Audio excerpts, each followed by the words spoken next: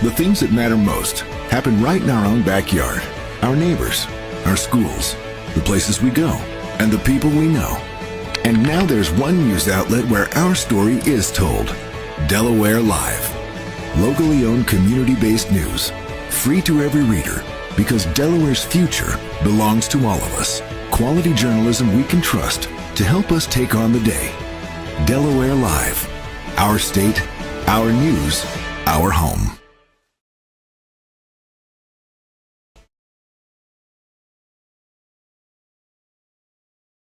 Local sports now. It's the 302 Sports Friday night downstate game of the week. Welcome to Delaware's premier high school football pregame show, brought to you by Sodell Concepts, 12 chef-driven restaurants on the culinary coast in southern Delaware. Now let's go live to your host of the Sodell Concepts pregame show, Benny Mitchell. Local sports.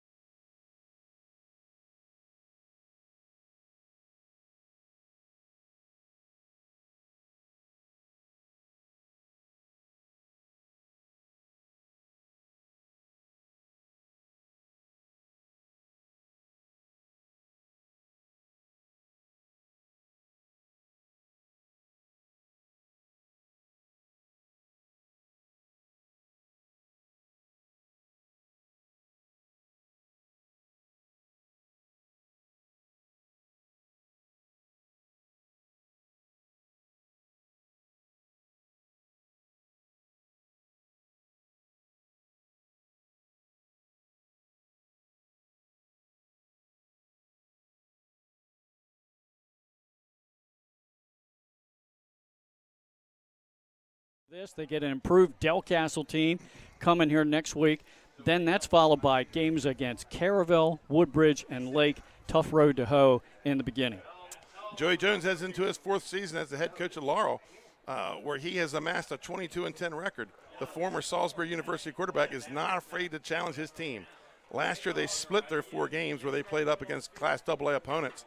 During summer camp, this year he brought in Class A power Sussex Central as well as Parkside High School in Maryland for a tri-scrimmage. The Bulldogs did lose the heart of their team last year in Javier White, who was named Class A All-State in 3 positions, Glenn. A player that scored last season in every facet of the game. But Laurel returns a bulk of the offensive line as well as his 4-year starting quarterback, Caden Shockley. Glenn, watching Shockley last week in the scrimmage with Sussex Central, he has grown into a position. His favorite target is Brady Lee, who can go up and get the ball. On the ground, the double wing formation with running backs Patrick Bell, Evans Collins, and Kylese Wilson. The Bulldogs will show some option and look for Shockley to tuck the ball and run as well. And defensively, the Dogs are going to bring the heat and disrupt the offense. Yeah, Benny, when you take a look at Laurel, they did lose White to graduation, but they have a solid and experienced group returning, led by, as you said, quarterback Shockley. And his center, Braden Hearn, tackle Owen Chafinch, stellar linebacker Evan Collins, one of the best in the state, Patrick Bell, who's going to play fullback and some DN, and DeMonte Smith. And the kicker's back, Mike Gonzalez-Perez, just to name a few players that some of you touched them on already. I was really impressed with the young man last night on your show, Hearn, the center. Right. He's very well-spoken. He's a team captain, takes his role as a leader of that line very seriously. I think this team's primed for another title run. Folks, when we come back, we're going to take a look at the Arenas Deli's players to watch for tonight's game. We'll be right back after these commercial timeouts. You're watching the Sodell Concept pregame show on Delaware Live. Hi, I'm Scott Kammerer, president of Sodell Concepts, the best restaurant group in the state, and we're inviting you to come join our team. Sodell Concepts is a growing hospitality company with 16 restaurants and a variety of other hospitality businesses, all located in beautiful southern Delaware. We have recently added many departments to our executive leadership team, including a training department, a property development department, and a construction department. We invite you to come live at the beach and work with a growing restaurant group with many opportunities to advance your career. Sodell Concepts Restaurant Group, come check us out. Hi, I'm Scott Kammerer from Sodell Concepts. Today we're at Fish On in the Villages of 5 Points. Come check us out. Fish On is committed to serving beautiful, simple coastal cuisine in a cool atmosphere with a happening bar, spacious dining room, and outside patio. Popular dishes include the seafood stew and fresh oysters from the raw bar. Fish On's recently renovated event room and is the perfect spot for your next event. Fish On in Lewis in the Villages of 5 Points, open 7 days a week, best happy hour around. See you soon. And welcome back, folks. Let's look at tonight's Arenas Deli's players to watch. Arena Deli, 6 locations. The original location downtown Rehoboth Beach. Arenas Cafe on Highway 1 in Rehoboth. In Lewis at the Village of 5 Points. At the airport in Georgetown, Milford, and the new Arenas Pub on Highway 1, Lewis. Let's start with Sussex Tech as our players we're going to watch tonight. And we're going to start with number 6, Jeremiah Handy, the quarterback, converted quarterback. But he said last night on the show, he's been the backup quarterback every year, so he already knows the offense. But he was a Class A all-conference or all-Class A wide receiver last year. Yeah. So, again, quarterback position not going to be new to him. I think we can sum him up by saying he's savvy, he's quick, and I think he's going to be a dual threat tonight for Laurel's defense. And number 7, Jeremiah Sample, the hard-running running back and linebacker. And, Benny, he's a dual sport athlete. He's actually committed to play baseball at James Madison. Very good student as well. Has a 3.0 GPA. We'll see him a lot of running back and defensively at the linebacker spot. And number 55, Rashawn Smith, the guard and defensive end.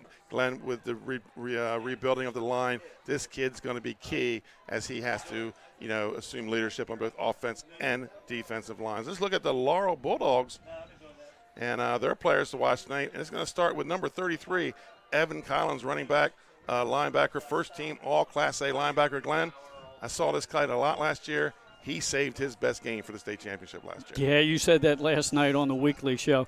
I like to call him the disruptor in the middle of the field.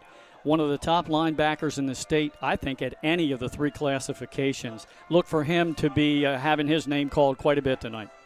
Number 2, Kylese Wilson, senior running back, plays some on defense. This kid, he may be the guy at some point tonight you see replaces a Javier White. And here's another dual sport athlete as he plays basketball for Laurel. So he has pretty good leaping ability, catching that ball out of the backfield. We'll keep an eye on him, maybe on wheel routes. Right, and the senior quarterback, number 6, defensive back.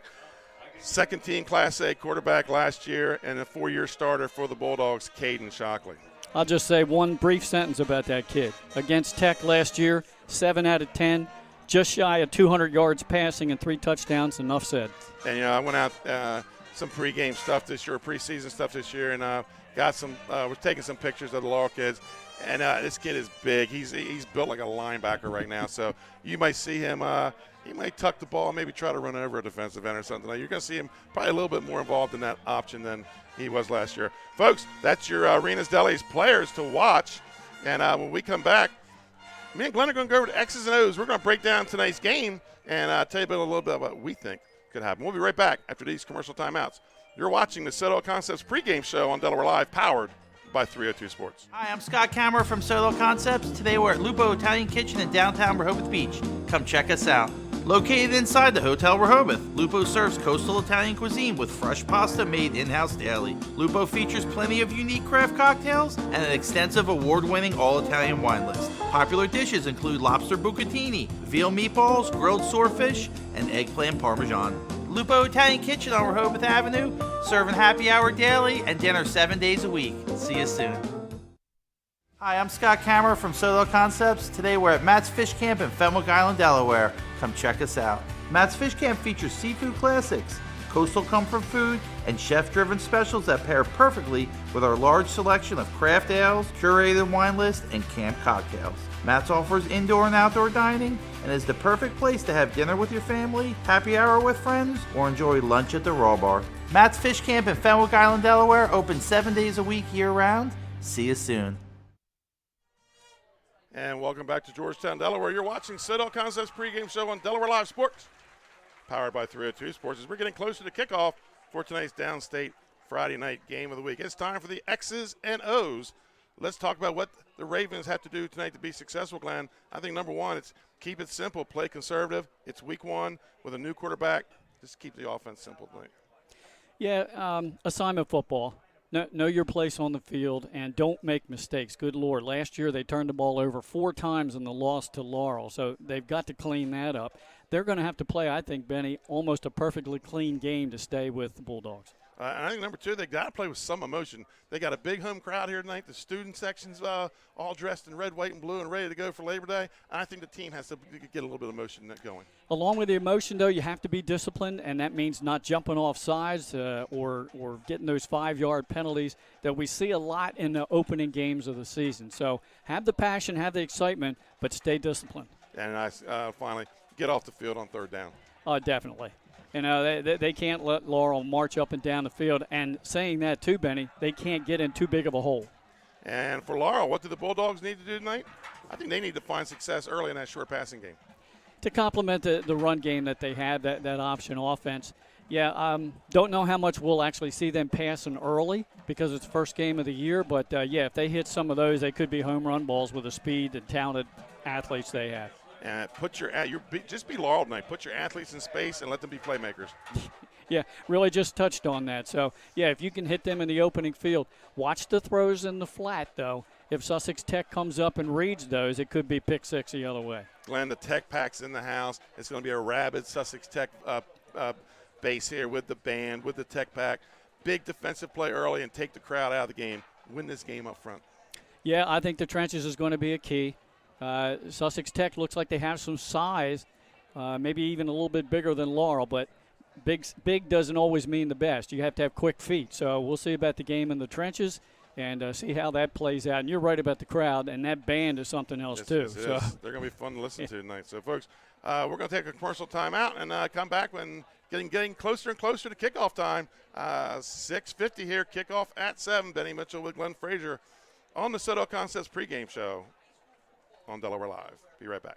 Hi, I'm Scott Kammerer from Soto Concepts. Today we're at Matt's Fish Camp in Fenwick Island, Delaware. Come check us out. Matt's Fish Camp features seafood classics, coastal comfort food, and chef-driven specials that pair perfectly with our large selection of craft ales, curated wine list, and camp cocktails. Matt's offers indoor and outdoor dining and is the perfect place to have dinner with your family, happy hour with friends, or enjoy lunch at the Raw Bar. Matt's Fish Camp in Fenwick Island, Delaware, open 7 days a week year-round. See you soon. Hi, I'm Scott Kammerer from Soto Concepts. Today we're at Thompson Island Brewing Company in Rehoboth Beach, Delaware. Come check us out. Located in the Rehoboth Gateway next to Blue Coast Rehoboth, Thompson Island will follow the Sodell tradition of serving beautiful, simple food that will pair perfectly with our fresh homemade beer. Thompson Island is the perfect place to have dinner with your family, enjoy happy hour with friends at the bar, or spend a day in the beer garden playing bocce ball and ping pong. Thompson Island Brewing Company in Rehoboth Beach, Delaware, open 7 days a week. See you soon. And welcome back to Delaware Live Sports, Downstate Game of the Week, powered by 302 Sports. I'm Benny Mitchell, and providing color tonight's game will be my broadcast partner tonight, Glenn Frazier, Trey Mitchell, Matt Westcott on the cameras, although we've lost one camera. Hopefully we'll get it back up by halftime. Dave Marvel will total up the stats for us because your halftime and post-game stats are brought to you by Ace Handyman, located in Dover. Ace Handyman covers Kent and Sussex County and is well known as well as southern Newcastle County. Call Nick Peeler today for your fix-it-up needs. Glenn, let's look at the Delaware Live sports rankings, the Super 7 here in football. And let's go ahead and start with Class A because that's where we are tonight. Laurel, the defending state champs, they were wire-to-wire last year. Yep. Looking to go wire-to-wire this year. Laurel, number 1 ranked team in Class A, St. Elizabeth 2, Indian River 3, Tatnall 4, Odessa 5, Seaford 6, and Wilmington Charter 7. Glenn, I'm told, keep an eye out for Seaford. Keep an eye out for Seaford. Keep an eye out for Odessa. They have added another class this year, so they have juniors through freshmen. Big numbers. I heard they had about 75 kids that turned out for their camp as well. So, yeah, keep an eye on those two. And then when you go to Class AA, Benny, of course, you and I did the game last year. Archmere was dominating. I don't think either one of us have seen a team in the past couple of years to dominate Woodbridge the way they did in the title game. Right. So your Class AA rankings are Archmere, number 1, your defending state champs. DMA moves up to number 2, Delmar 3, St. Mark's 4, Wilmington Friends 5, Woodbridge 6, Caravel 7. Woodbridge, your runner-up last year, they lost a lot on that defense, Glenn. I think they're going to kind of have to earn their way. A lot of times you don't take a returning state runner-up and drop them all the way down to 6, but yeah, they lost some studs last year. Yeah, Wilmington Friends, a team to keep an eye on there. A lot of talent back, including the coach's son at quarterback.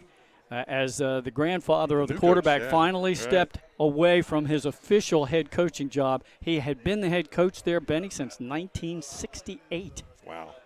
And your Class AAA rankings, number 1, Middletown, number 2, Smyrna. That game's coming up quickly. You'll have that call in a couple weeks. Yep. Yeah, Sussex Central, number 3. We're going to have them next week when they take on number 6, Salesianum. Dover, number 4. St. George's, number 5. Salesianum, 6. And William Penn, 7. Well, you and I will see Central and William Penn Saturday as we'll be up at Newcastle to do that game. And we do have a Class 3A final score as Cesar Rodney falls to Hodson Votech by a final of 31-0. That game started a little bit earlier today.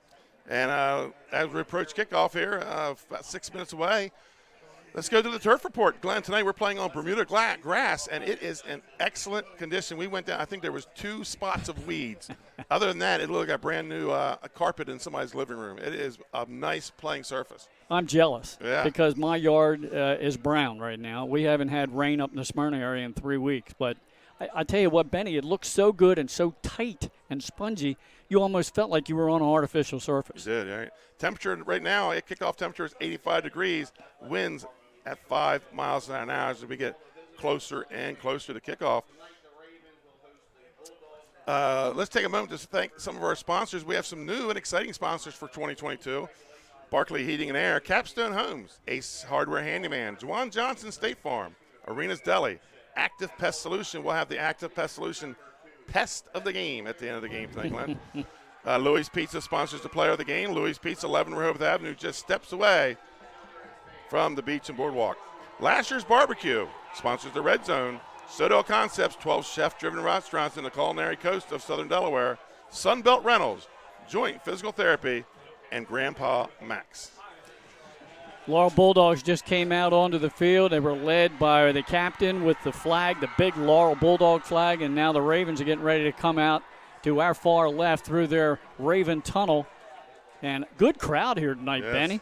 The Laurel stands across from us almost full, and they're really filling up here on the home side. And here come the Ravens.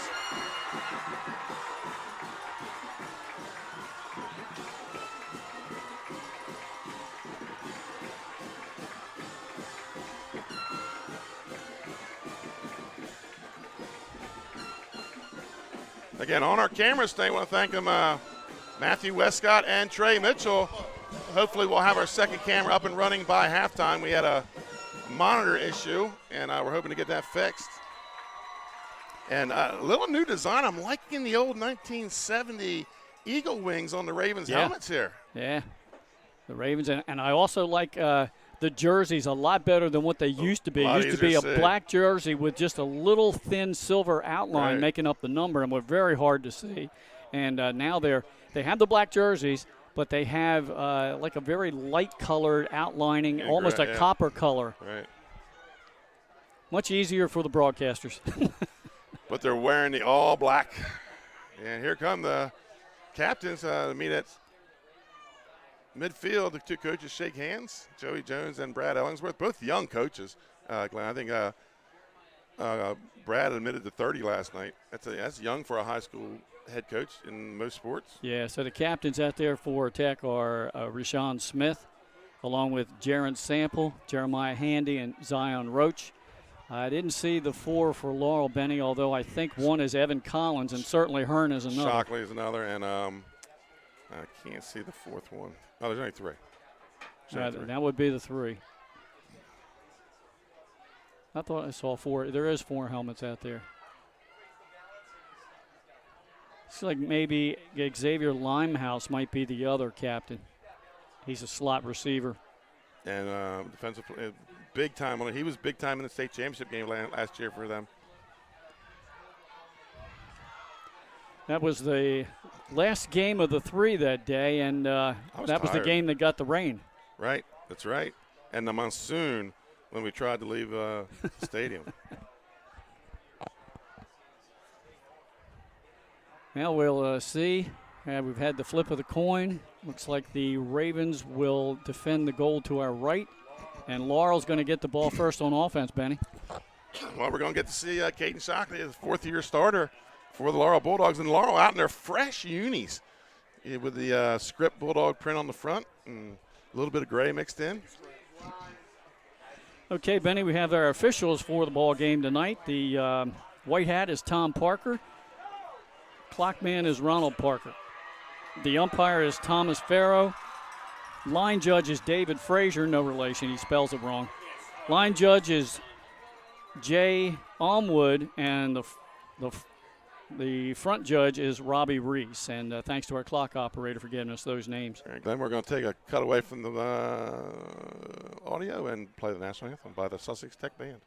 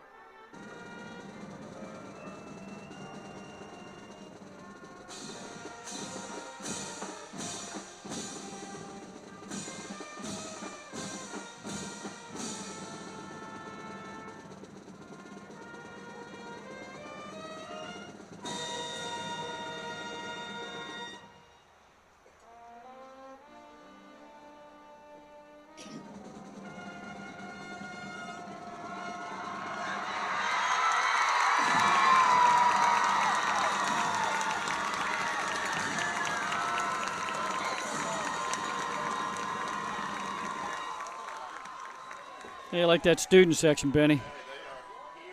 Are ready to play, Glenn. The Tech Pack, well known. They'll tell you they're the best student section around. They're dressed up in red, white, and blue, and ready for the game. I even see a Joel Embiid jersey out there from the Philadelphia 76ers. So that's how he wears his red, white, and blue. There's some cowboy hats out there, and the leader down there has a megaphone. They're ready to rock.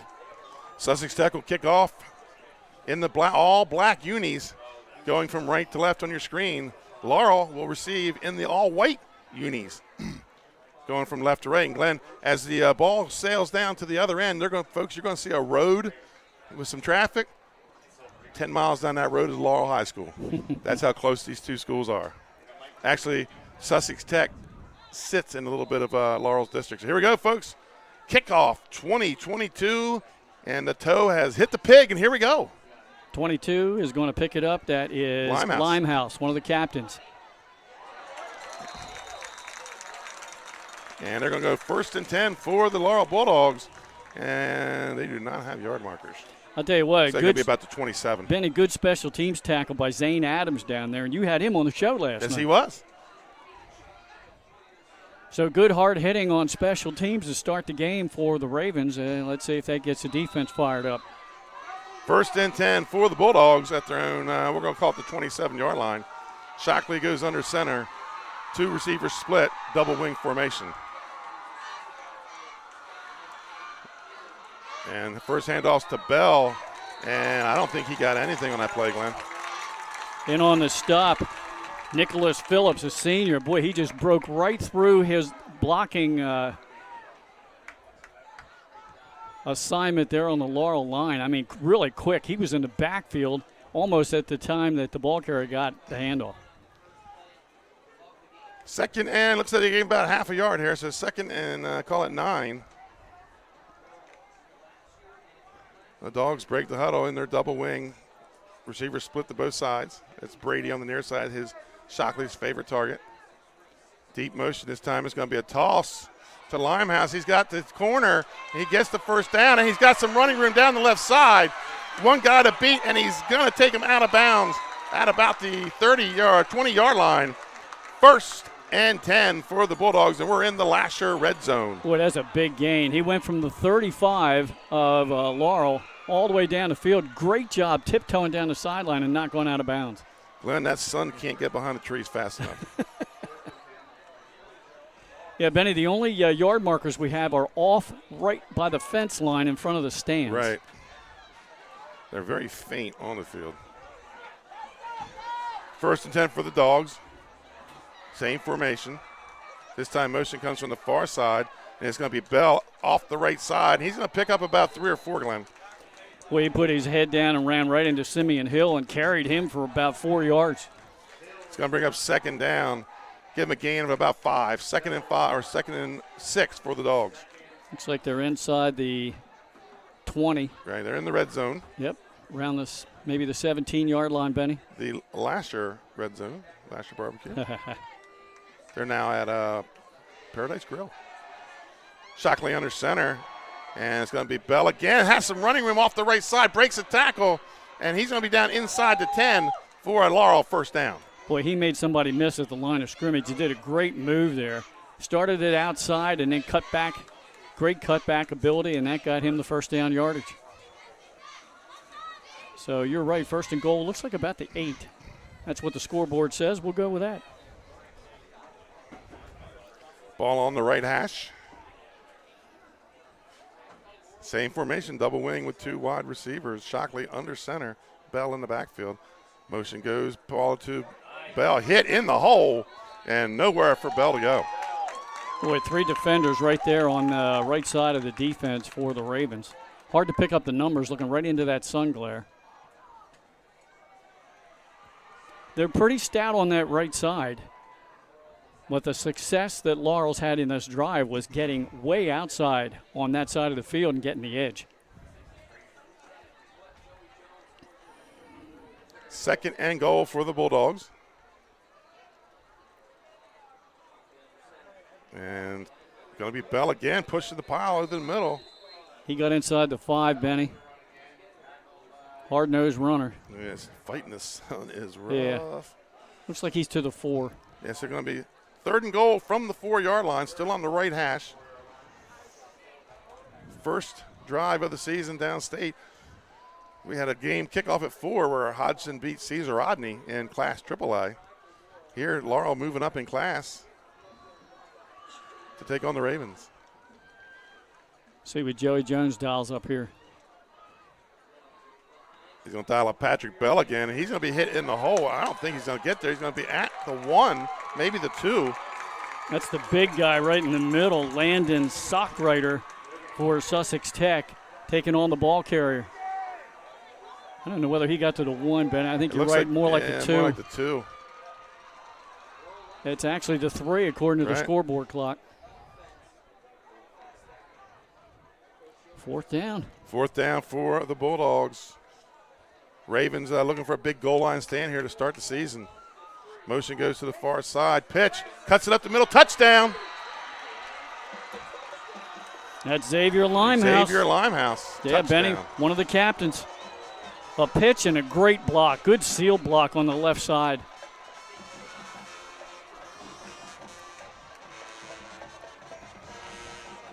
Coach Jones says Xavier Limehouse is just a quiet kid. Comes to practice and just gets his job done every day. Well, big play in this ball game early, converting on 4th down. On the kick is Michael Perez, Gonzalez Perez. Snaps good, gets it down. Kick is up, and it's good.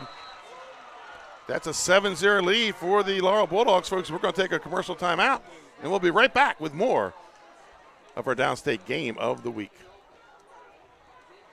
Looking to stay cool this summer? At Barclay Heating and Air, we're dedicated to keeping your home comfortable year-round. Family owned and operated, we provide trusted residential heating and cooling services to customers across Central Delaware. Our experienced technicians offer reliable maintenance and repairs on all major brand HVAC systems. From air conditioners and ductless systems to heat pumps and furnaces, we also sell and install top quality units. No matter your needs, we're committed to getting the job done right with honest and timely service you can count on.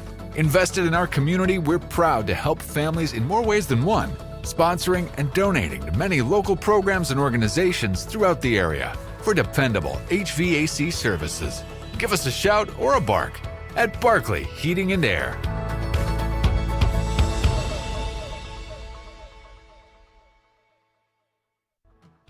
Welcome back to Georgetown, where the Bulldogs jump out to a 7-0 lead.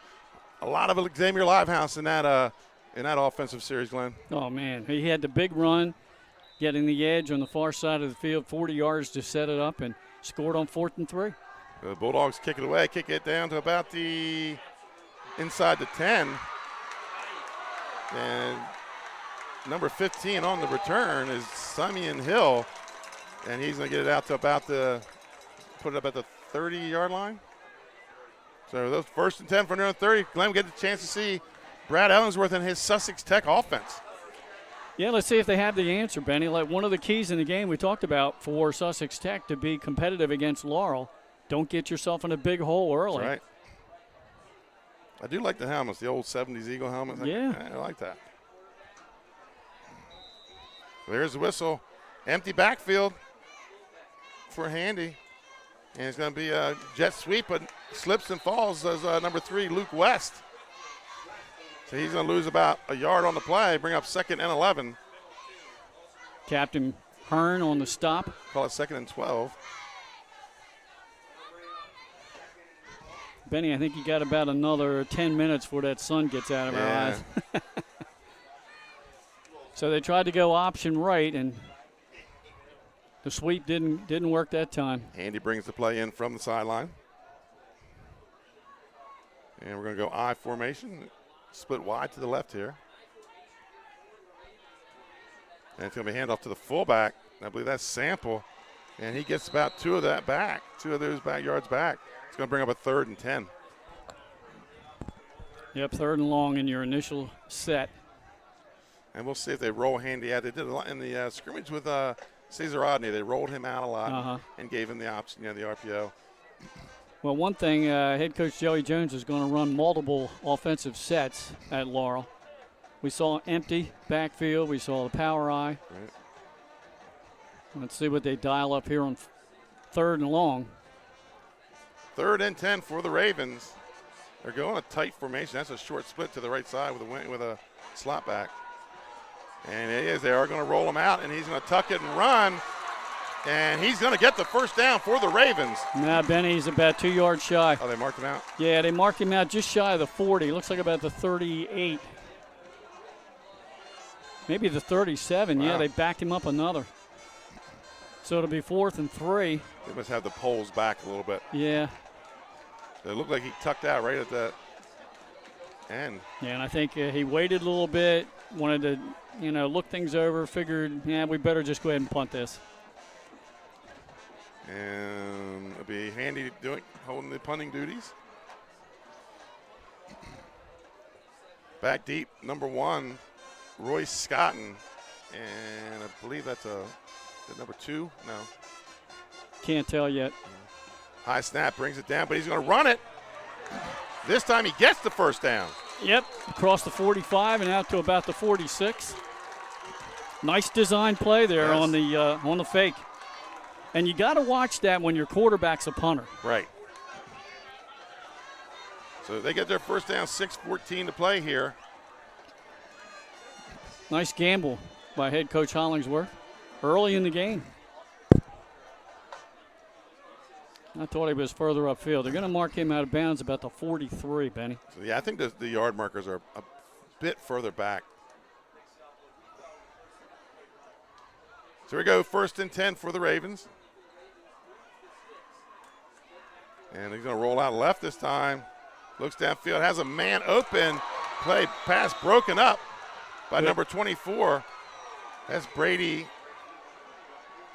Lee. Yeah, good hit, and he timed the contact perfectly, right when the ball got there. And that's a tough throw for the quarterback, a righty, to come to this side of the field and have to stop and throw against his body. And he made a nice throw. It was just a good defensive play. Yeah, great defensive play. 2nd and 10 for the Ravens.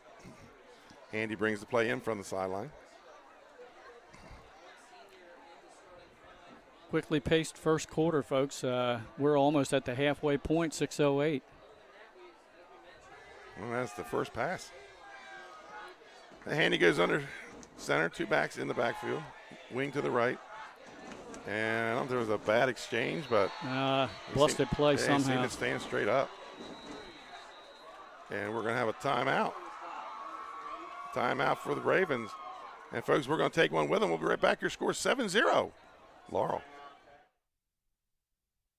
For over 15 years, our company has been building homes in Sussex County, Delaware. We offer a completely comprehensive program for our customers that makes building a new home enjoyable. At Capstone Homes, we have access to lots in our amazing communities or through our realtor partners. Visit with our team of professionals for a completely comprehensive experience. We can handle absolutely every part of building a new home for you and your family. Create your new home. Create a Capstone home. And welcome back to Georgetown. Benny Mitchell here with Glenn Frazier, Trey Mitchell, Matt Westcott on the cameras, Dave Marvel on the stats for our Ace Hardware halftime stats. Sorry to interrupt. This is a good timeout, I think, for Coach Hollingsworth and Sussex Tech. I mean, you gambled on the last set to get the first down in punt formation. Now you got 3rd and long. Now let's see what he dials up here. Try to settle the troops, and right after an apparent busted play. Ellingsworth. What did I say? Hollingsworth? Yeah. I'm sorry. So 3rd and 11 for the Ravens. They've been here already, Glenn. They saw a 2nd and 12, then a 3rd and 10, and then they fake punt on 4th down. So here we go. Motion comes. And counter inside reverse. Hand, a little counter. Yeah, he's going to be close to the first down. We're going to mark him just shy. Yeah, just shy, within the yard.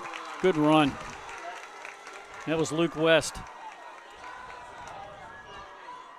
So that's going to bring up a 4th, and we'll call it a yard. Yeah. Ball in across midfield at the 48-yard line of Laurel.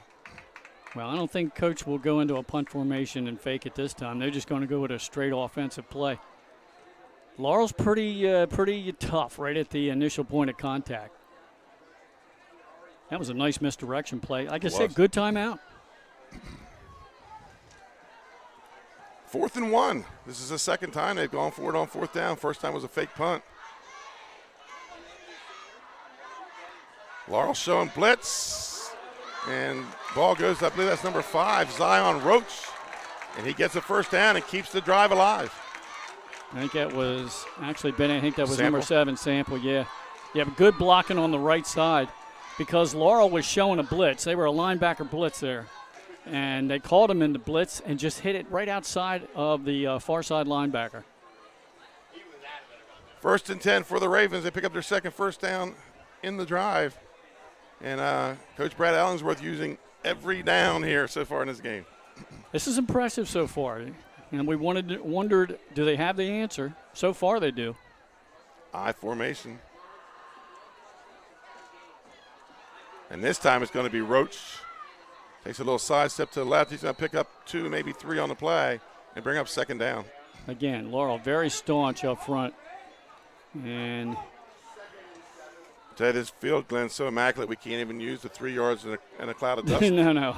Cliche. There's no dust out there. You'd be up to my house, you'd get some dust.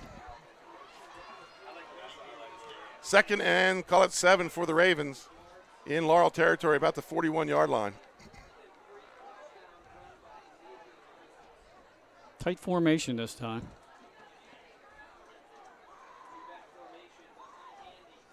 And quarterback keeper, he is wrapped up in the backfield, nowhere to go. Oh, man, big play by the captain. He's all over both sides of the ball, Limehouse. That's going to bring up a third and long, third and about, call it. About 14, yeah. Yep. Ball back across the Laurel 45 to the 46-yard line. As we're closing in on 3.5 minutes ago in this first quarter. Well, so far, Sussex Tech has extended this drive with big plays on 3rd and 4th down. They're going to have to come up with a big one here. 3rd and 14 for the Ravens. They keep putting themselves in bad position, but they keep getting themselves out of it. See, they do in their third series in this game. He's going to roll out right. He's got pressure coming from the backside and throws it away. And it's going to bring up 4th down. Yeah, I think this time you might actually see a punt.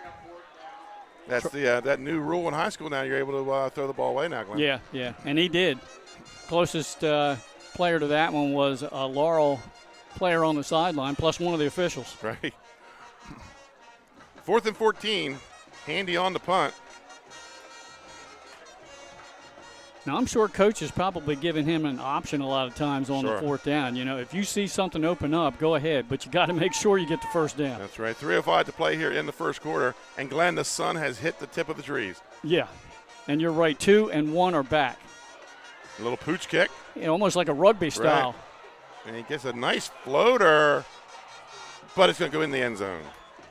1st and 10 at the 20 for the Laurel Bulldogs. 2:55 to play here in the first quarter. And the sun finally goes down behind the trees. Yeah, right. Nice job that time by the punter and quarterback, Handy. He held on to it for a long time to see what was developing on that right side, but then he decided to go ahead and punt it. Glenn, when you have an athlete like a Jeremiah Handy, you let him be an athlete. Right. And he almost got that ball to settle down inside the 5-yard line. 2:55 to play here in the first quarter. Laurel with their second crack.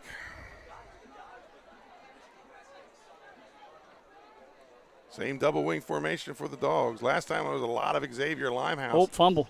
Oh, no, it wasn't. Shockley, just a bad exchange, and he's going to lose a couple. Yeah. Little missed exchange, and, you know, sometimes you see that first game of the year.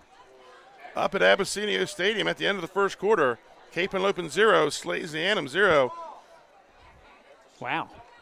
That's a bit of a shot. Yeah, Sean Green reporting 1 first down up there in the first quarter. And, Benny, we've got a full slate of games on Delaware Live, powered by 302 Sports. We you are and I busy. both have Yeah. games tomorrow night. You're Seaford and Colonel Richardson in the 410. That's in the 410. That's right. Do we get overtime for that? Yeah, I don't know. 2nd and 11. And then I have a Rundle from the 410 at Dover High tomorrow. They might be the 301 there, Glenn. two area codes over there. And it's going to be up Bell up the middle. Man, he's tough. Oh, no, got a keeper there. He rode him. I thought Bell had the ball. Shockley kept it. Picks up about 6 on the play. Yeah, he got out to the 25-yard line. So still about 3rd down, and let's see. They're going to mark it right there, 3rd and 6. Yep. Bell drew a lot of attention. Nice job by Shockley. That's what you get when you get a 4th-year quarterback. We mentioned our 2 games tomorrow night, and then the Upstate crew has a good 2A matchup with DMA and Howard at Abyssinia. And then Saturday, you and I are going to take a trip up to Newcastle. That's We're going to see Sussex Central and William Penn. Looking forward to that one. I am too, except it's a 1 o'clock kickoff. That's the only thing I'm not looking forward to. Minute 25 to go here. 3rd and 6 for the Bulldogs. And it's going to be a toss penalty on the play. And hard to bring down, but they finally got him down, and we have a penalty. Yeah, the first guy to get in the backfield was Simeon Hill. He slowed the ball carrier up, and then finishing him off was Landon Sockerator. That was number 1, Scotton, on the play. So it looks like it's going to be on Laurel. I think they might have moved. Yeah, it's a legal shift. Illegal shift. So it's going to bring up. No, they're going to decline it. Decline it, 4th down. Take the play, yeah. Should have been a loss on the play of a couple. No, good defensive stand for the Sussex Tech Ravens. Keeping this thing close. No, not yet. So back deep, you have Luke West to receive the punt, Benny.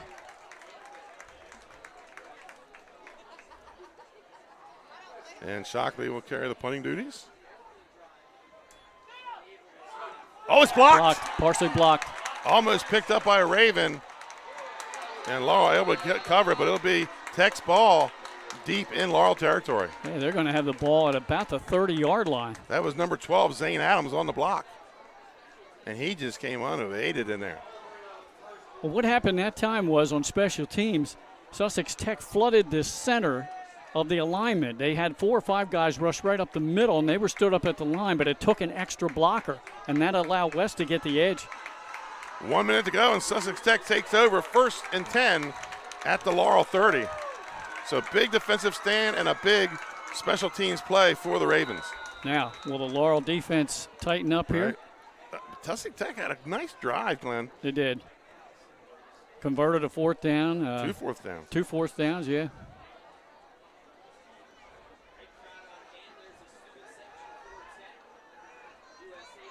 Andy under center. Hands off to Sample. Sample spins out of it, but nice. That's going to be Xavier Limehouse, who wrestles him to the ground, and that's what Xavier is. He's a 2-year starter for the Laurel wrestling team. Limehouse has made 2 huge stops defensively already. He's had a 40-yard run, and he got the touchdown run. And he got the big bear hug there to get him to the turf. Do we have player game by quarter? Yeah. Because we got 30 seconds to go in the first quarter, and so far it's his show. Yeah, it has been, yeah. 2nd and 11 for the Ravens. And it looks like we have some confusion here. It's going to be a toss out to Roach. And I thought Roach may have had some running room to the outside, but he put his head down and picks up about 5 or 6 on the play. That's probably going to be it for the quarter, Benny. 2, 1, boom. And that's it. That's the end of the first quarter. Before we go to break, folks, your score at the end of 1, the Laurel Bulldogs 7, the Sussex Tech Ravens 0. We'll be right back with more Downstate Game of the Week.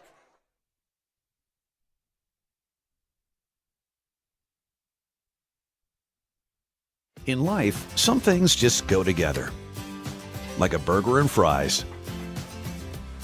And home and auto insurance from State Farm. So make it a combo. Combining your home and auto insurance could save you time and money. And who doesn't like that? Just call State Farm agent Juwan Johnson and find out how you could start saving today. It's just another way we're here to help life go right. Congratulations, Dover Federal, on 60 years in business in Delaware. You've been by our side since our doors opened. Thank you so much for giving me a call on so many years ago when I had no credit. You helped our business grow into what it is today. As a military family, thank you for supporting the financial needs of servicemen and their loved ones. Happy anniversary, Dover Federal Credit Union. Happy anniversary, Dover Federal. Thank you. Thank you. Local people, local decisions, Dover Federal Credit Union. And welcome back to Delaware Live, powered by 302 Sports. It's a 7-0 lead for the Laurel Bulldogs, but Glenn, the Ravens are threatening here. Block a punt, get the ball deep into Laurel territory, but now they face a 3rd and call it 7. Yeah.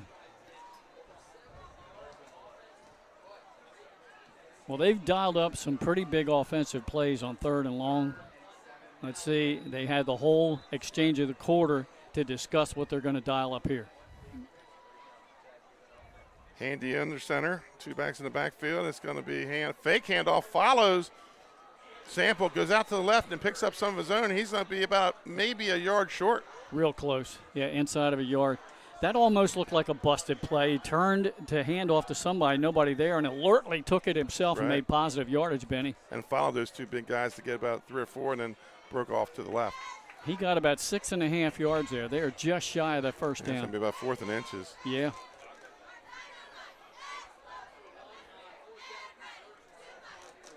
You know, for the first game of the year, I'm impressed with both teams so far. The execution has been very good, and we've had very few penalties. 4th and inches for the Ravens. Handy under center, Roach and Sample in the backfield.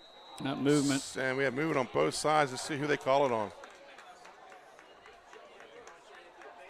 Ravens players are clapping. Now it's going to be a first down via the penalty.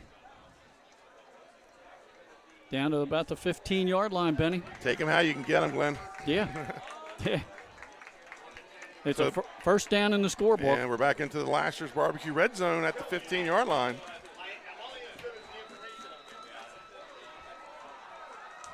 $11:05 to play here in the half.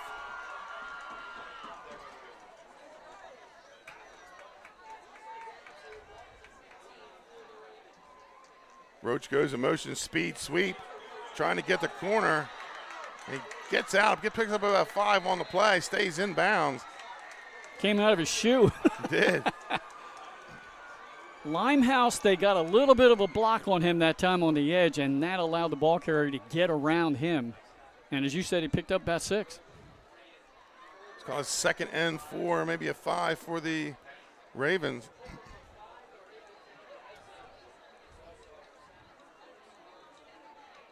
They've had some success getting to the outside. See if the Ravens can make good on that block punt. Yeah, they took over, at the Laurel 30? Right. And he takes a snap. He's going to roll out to the right. He's got Sample open over the middle. Touchdown for the Ravens.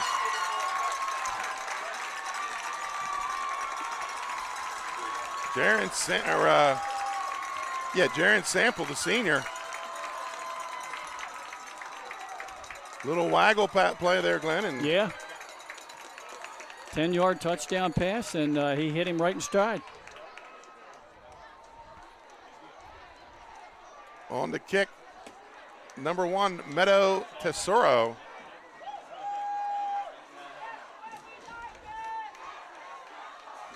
Snap's good, places down, kick is up. And it's good. We're all knotted up at 7, Glenn. We'll be right back live from Georgetown. Your score, the Bulldogs 7, the Ravens 7. We'll be right back. At Ferris Home Improvements, your family's comfort and safety is always our top priority. If you call us for your roofing, windows and doors, siding, decks, kitchen, and bathroom needs, you can expect health-screened craftsmen who wear gloves and face masks and follow minimum 6-foot distancing, virtual conferences to discuss project details, job quotes delivered electronically or brought to your door for your review and approval, and our showrooms in Newark and Rehoboth Beach remain open for limited appointments. We're here together. Operating with precautions. To protect our staff. And our customers. And welcome back as the Ravens strike up the band, Glenn. Touchdown, Sussex Tech. And they'll kick it away. It's all knotted up here at 7. Get them a little momentum after that block punt, so they converted the turnover into points. 10-yard touchdown pass from Handy to Sample. On the kick will be Roach.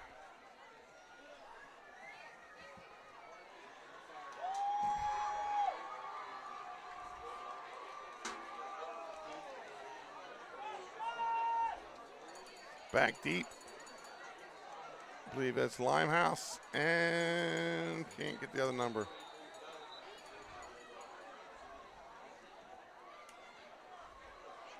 And the Ravens, onside kick, and they're going to get it. No, it's still on the ground. Yeah, Laurel covered it up. They're pulling everything out here. Yes, they are. We got that nice carpet down there to kick off, that nice Bermuda grass. Got a nice bounce. Wow. So Collins makes the recovery. It's going to be 1st and 10 for the Bulldogs. Yeah, great field position, too, out across their own 40-yard line. Last time the Ravens stopped and forced a 3-and-out. Let's see what happens this time. As right now, momentum's on the shoulder of the home team. Definitely, and with the home crowd. But let me, if you look across the way, a lot of Laurel people made that 10-mile trip. Yeah, great crowd. They are bunched in over there. Week 0 here in Delaware. 1st and 10 from their own 43-yard line. Shockley under center. Motion goes away. And it's going to be a handoff up the middle, a little belly play. And going to pick up about 2. Fumble. They're going to fumble. And the Ravens recover. Second turnover in this first half. Remember last year, Laurel had a big win over Sussex Tech as they recovered 4 turnovers. So far tonight, the turnover on the side of the home team Ravens. And you got the block punt, and then you have the fumble recovery. Right at the Laurel 45-yard line, Benny. 9:50 to play here in the second quarter, and again, getting the ball on a short field. 1A against 2A, and last year Laurel had a lot of success moving up in class. They won 2 out of 4, and the 2 that they lost were real close games, 6-0 to Woodbridge and a field goal to Delmar. Right, 2 pretty good playoff teams last year. One of them a state runner-up. 1st and 10 from the Laurel 46-yard line.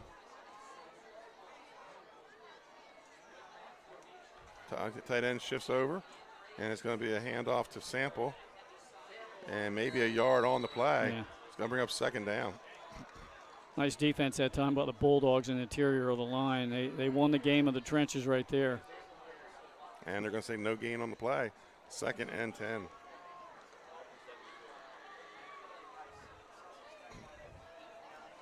Once again, earlier this afternoon, the first game of the season in Delaware was up at Glasgow, and Hodson shut out Cesar Rodney 31-0.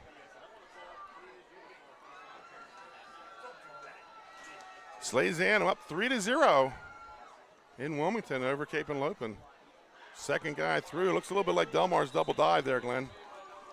Yeah, really good tackle that time. Defensively by Simeon Hill. No gain on the play for Roach. Brings up 3rd and 9. Excuse me, the tackle was by Tate Walls. Tate Walls on the stop for the Bulldogs. Now, I think Laurel has realized, hey, we're turning the ball over. We're giving the other team the momentum here. We got to tighten up. 3rd and 9 for the Ravens at the Laurel 45-yard line. And, Glenn, they've been good on 3rd and 4th down. They sure have. Long time to get this play in from the bench.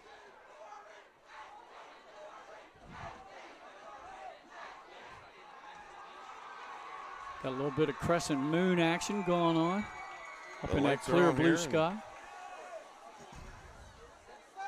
3rd and 9. Single back in the backfield. Motion goes away. And we're going to have whistles on the play. Now they were going to have an illegal shift here.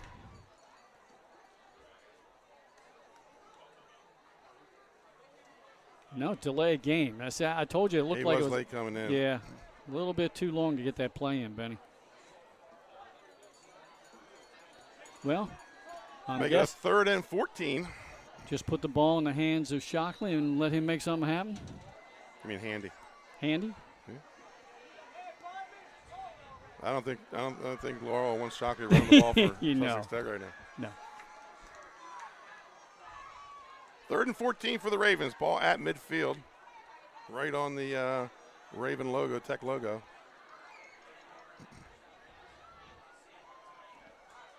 And it's going to be that crisscross again, and somebody made a big hit, and I think it was Collins. No, number 15. Yeah. Tate Walls. Yeah, he's had a couple of big hits. That was a big one. On this drive. Came in untouched. So it's going to be 4th. It looks like you lost about 2 on the play, Glenn. Yeah. Bring up a 4th and 16. So after the fumble recovery, Laurel loses about 7 yards. Of course, 5 of it on the penalty. They go 2 receivers back, and we have whistles on the play. And I think Laurel's going to take a timeout. And Glenn, let's go ahead and take one with them. We're going to be right back. 7:35 to play. We're all knotted up at 7.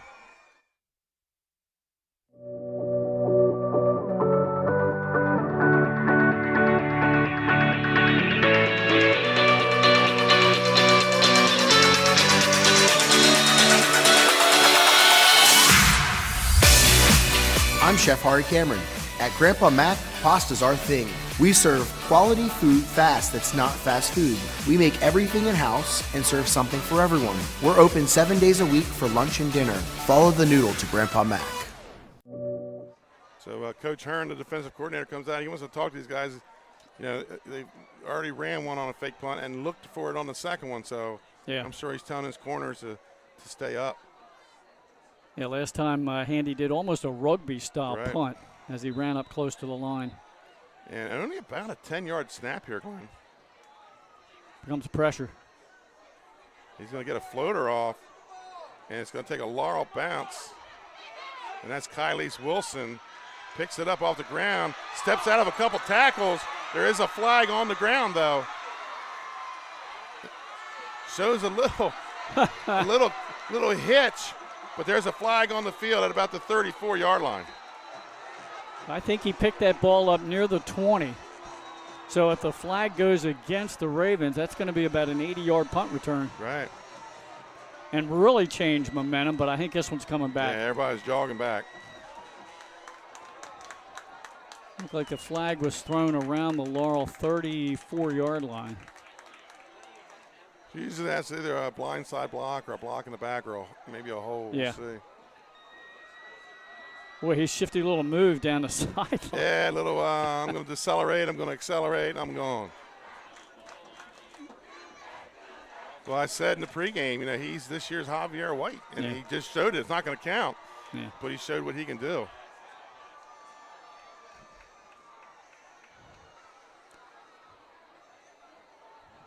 Still waiting for the official on the penalty. It's a hold. Yeah. So just back him up to the 24-yard line. So 7:14 to go. It's going to be Laurel's third chance with the ball, Glenn. They drove right down the field to start the game, and then some hiccups here towards the end. Yeah.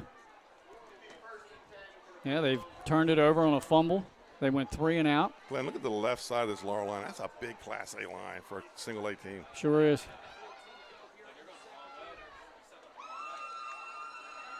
Yeah, we're looking at center Hearn and flanked by Marquise Thompson and also Owen Chafinch.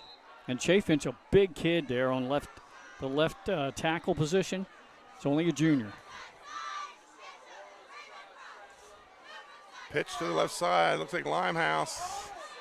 And Limehouse is going to pick up maybe a yard on the play. Good one-on-one tackle by Roach. Sussex Tech setting the edge right now, winning the edge of the here on defense. They saw that coming. Roach saw it coming from his D-back position on the motion back. And he got out there and made a good one-on-one tackle in open field. A little story about number 55, Marquise Thompson. Talked to Coach Jones at a scrimmage. He said Marquise has lost about 60 pounds, got himself a personal trainer and a nutritionist, and got himself in some playing shape. He's still big. Mm-hmm. But there's a kid that dedicated himself to get on the field. Drops back, looks out to the right, and open momentarily, but incomplete. It's going to bring up third down and call it 9. He just missed Limehouse in the right flat. Coverage was out there, but he had a step on the defender. That's the first pass of the game for Laurel. Yes. 3rd and 9 for the Bulldogs. I think, Benny, we've only had 2 pass attempts the whole game. Yes. One by each team, and both incomplete.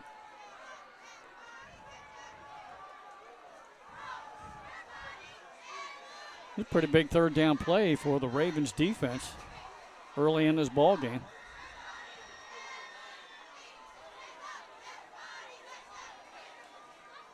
Going to be option.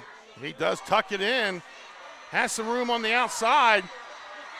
And brought down by number 6, Jeremiah Handy, out of bounds. Penalty flags go flying.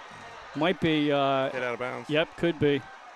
Great job on the fake. He faked the pitch and made a nice cut. Showed a lot of speed.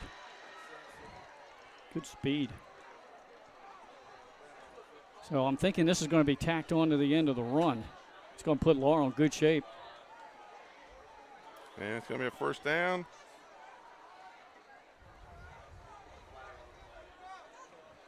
Penalty yardage is going to be stepped off back to the 31. So add 15 onto that great run by Shockley. I think he had about a 25-30-yard run there. Get the stats from the very capable Dave Marvel. That's right. Been with us here for most of my run as our statistician. 1st and 10, ball at the right around the 30. Mm-hmm. Single back in the backfield, double wing. And a little delay. I'm not sure if that was intended to be a delay. The Limehouse gets nowhere on the play. Yeah, the Ravens just swarmed all over that. And it looks like just by... That's a flag. Unsportsmanlike, dead ball. On the Ravens. So the Ravens shooting himself in the foot here, Glenn. Yeah. That's 2 15-yarders. They've been penalized 3 times in this game. Well, you and I talked in the pregame show about passion, play with passion, right, but play disciplined. Correct. That's going to be another first down.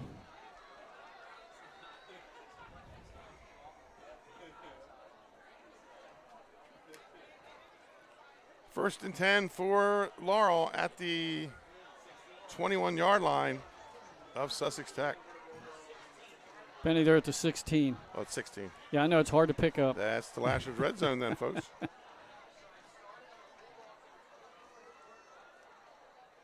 Motion comes to the near side, hand off to Bell, puts his head down, picks up about 3 or 4. Looks like he got to the 10, maybe just shy of it. They're going to mark him just shy of the 10-yard line. So pick up about 5 on the play. Nice misdirection play that time. Little counter. Good blocking at the point of contact. 2nd down and 5.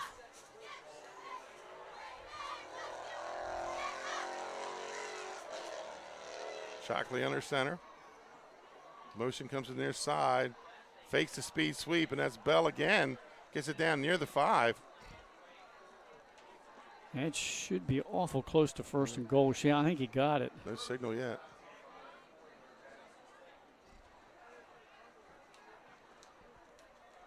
And that's going to be a first down. 1st and goal for the Bulldogs.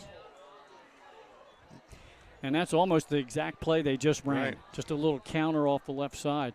Good job that time by the running back, Bell. Once he got the ball, he hesitated just a little to let the blocking develop before he hit the hole. Right. 4:45 to play here in the first half. 7-7, but Laurel threatening here with the ball at about the 6-yard line. Call it the 5.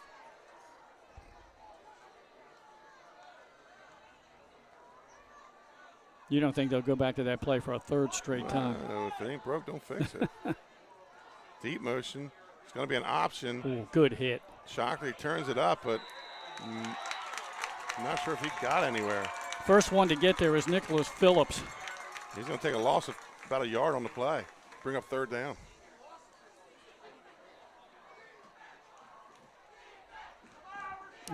Second and goal. Wait. 2nd and goal Yep. from, yes, correct, that was the first down. Yeah. 2nd and goal from the 7. Yeah, backed him up a little. Both teams have 2 timeouts remaining.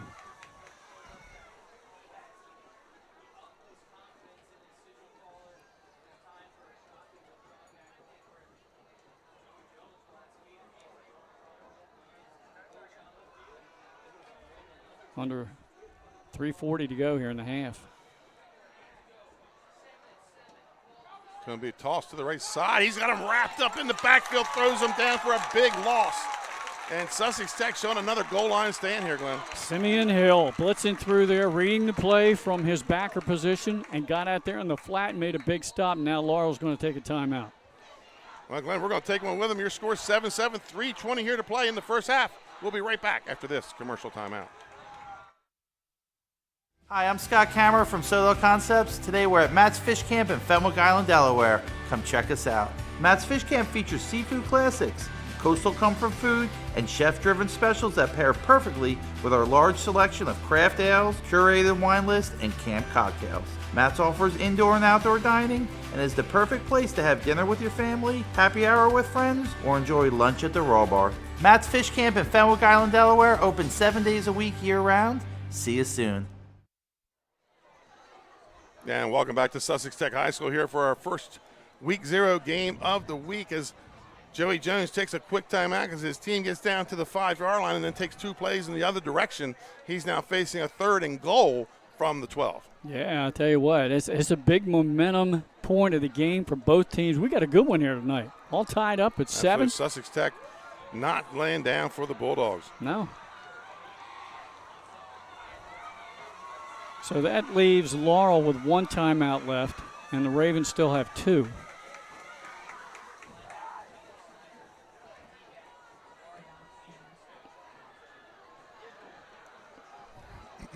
So they lost 2 yards on the 1st and goal play. They lost 5 there. And staying in that double wing formation.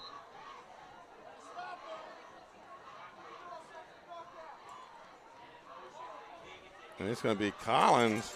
Takes it down inside the 10. You know, Benny, they ran the ball to the middle of the field. They might be setting up for the field goal. Right. And here they come. Here comes number 97. Yeah. That's a smart call. You got a pretty good kicker. So the ball about the 9, so it's going to be about a 25-yard field goal here in inside 3 minutes to go. Yeah, it looks like they're going to. Shockley, the holder. Yep, he's kneeling right at the 15. So you were right. Left-footed kicker. Snaps good, holds down, kicks low, but it's good. Field goal for the Bulldogs, folks. 10-7 is your score. We're going to be right back after this commercial timeout.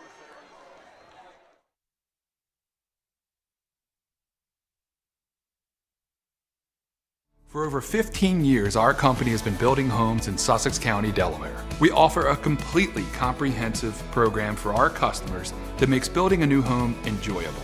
At Capstone Homes, we have access to lots in our amazing communities or through our realtor partners. Visit with our team of professionals for a completely comprehensive experience. We can handle absolutely every part of building a new home for you and your family. Create your new home. Create a Capstone home. For over 15 years, And welcome back to Delaware Live, powered by 302 Sports, as the Laurel Bulldogs take a 10-7 lead with a 25-yard field goal by Mike Perez. And the long drive kind of saved by the field goal, I think, Lynn, because they just weren't playing well down at the goal in the red zone. Yeah, did a great job getting it down at the 5-yard line, but then the Ravens tightened up defensively, wouldn't allow them to get in the end zone. Salesianum takes a 6-0 lead over Cape and Living with a pair of field goals. Squib kick, and I think somebody was offsides for Laurel. They're going to have to do it again. Move back 5 and do it again.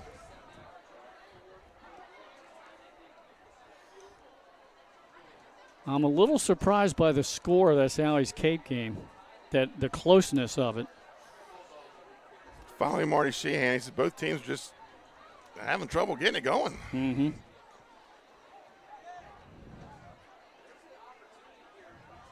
Well, Benny, you've probably seen a little bit more of Cape maybe in preseason. I only got to see one scrimmage. I really didn't get over there. I know Salesianum has good team speed. I mean, Cape returns a lot of skill players, and like half of their line. They were in most of the games they were in last year. So Perez tees it up again. Yep.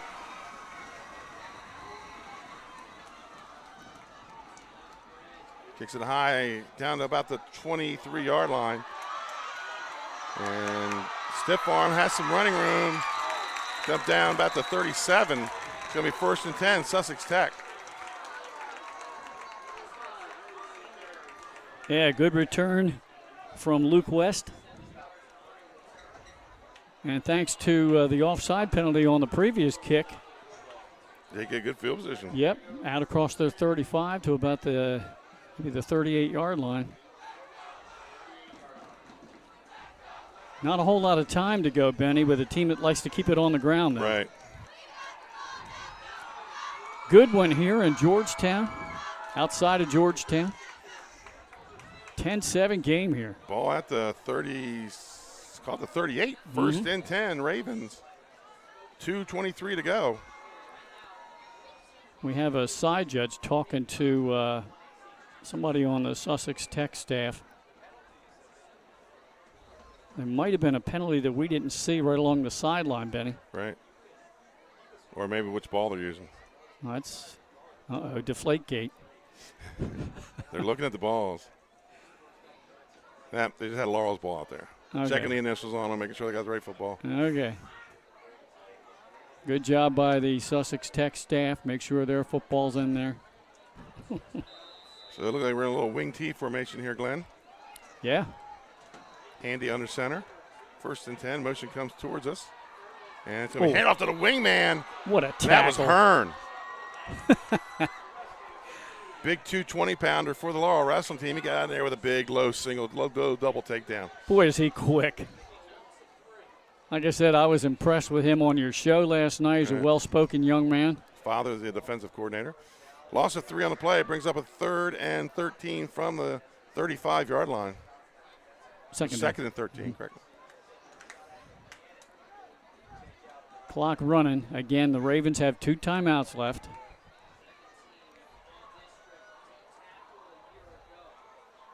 Comes the blitz. Handy's going to roll out to his left. Throws, has a man. Oh, picked off by Shockley at about the 47-yard line. He's going to go down at about the 35. Right, so minute 31 to go. Let's see if the Bulldogs can make this hurt. Good field position now for Laurel. They have 1 timeout left. He had a guy breaking open, just overthrew him. Yeah.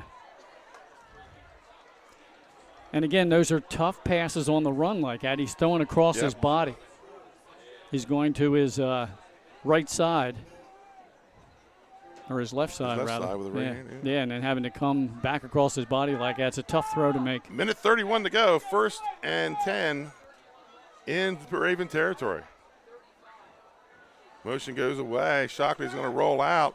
It's a keeper, steps back inside, and gets out of bounds after a pickup of it's about 4. Brings up 2nd and 6. He got a nice block out there to spring him loose, and that was Limehouse.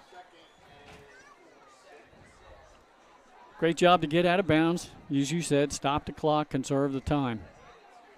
2nd and 6 for the Bulldogs. Benny, what do we have coming up at halftime? Stats, baby, stats. The Nick Peeler, the ace handyman. Halftime stats brought to you by Nick Peeler, ace handyman in Dover. But he covers Kent and Sussex and South Newcastle County. Here we go. 2nd and 6 play. And it's going to be a pitch. That's to Limehouse. And he puts his head down. He didn't have the corner, but he put his head down and picked up about 5 of it, looks like, Glenn. Big collision between him and Braden Lucas, the junior. It looks like maybe just shy of it. No, they're going to give him the first down yardage. So 5th first down for the Dogs. Down at the 25. Ran off a lot of time, too, making that decision. Yep.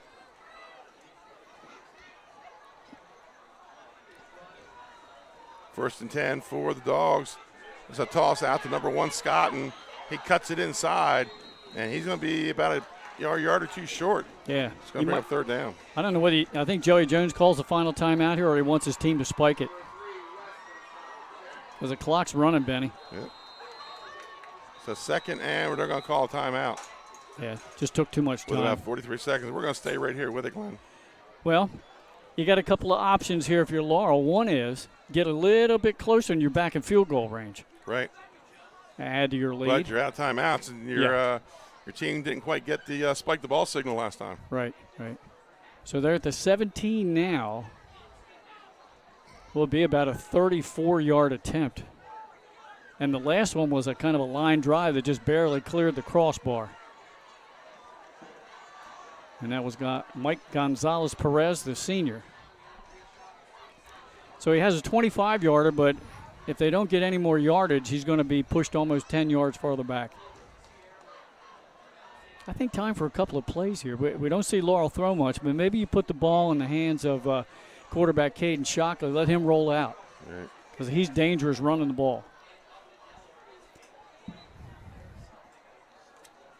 43 seconds to go here.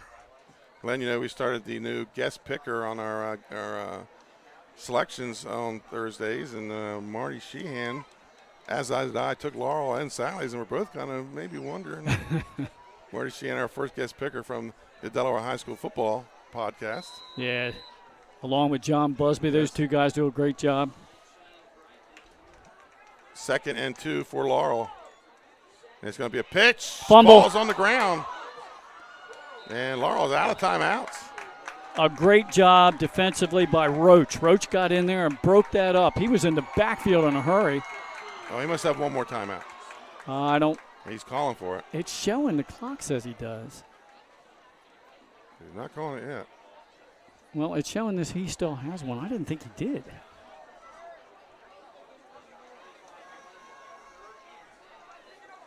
So I don't know if they're letting the clock run out and he's going to take it.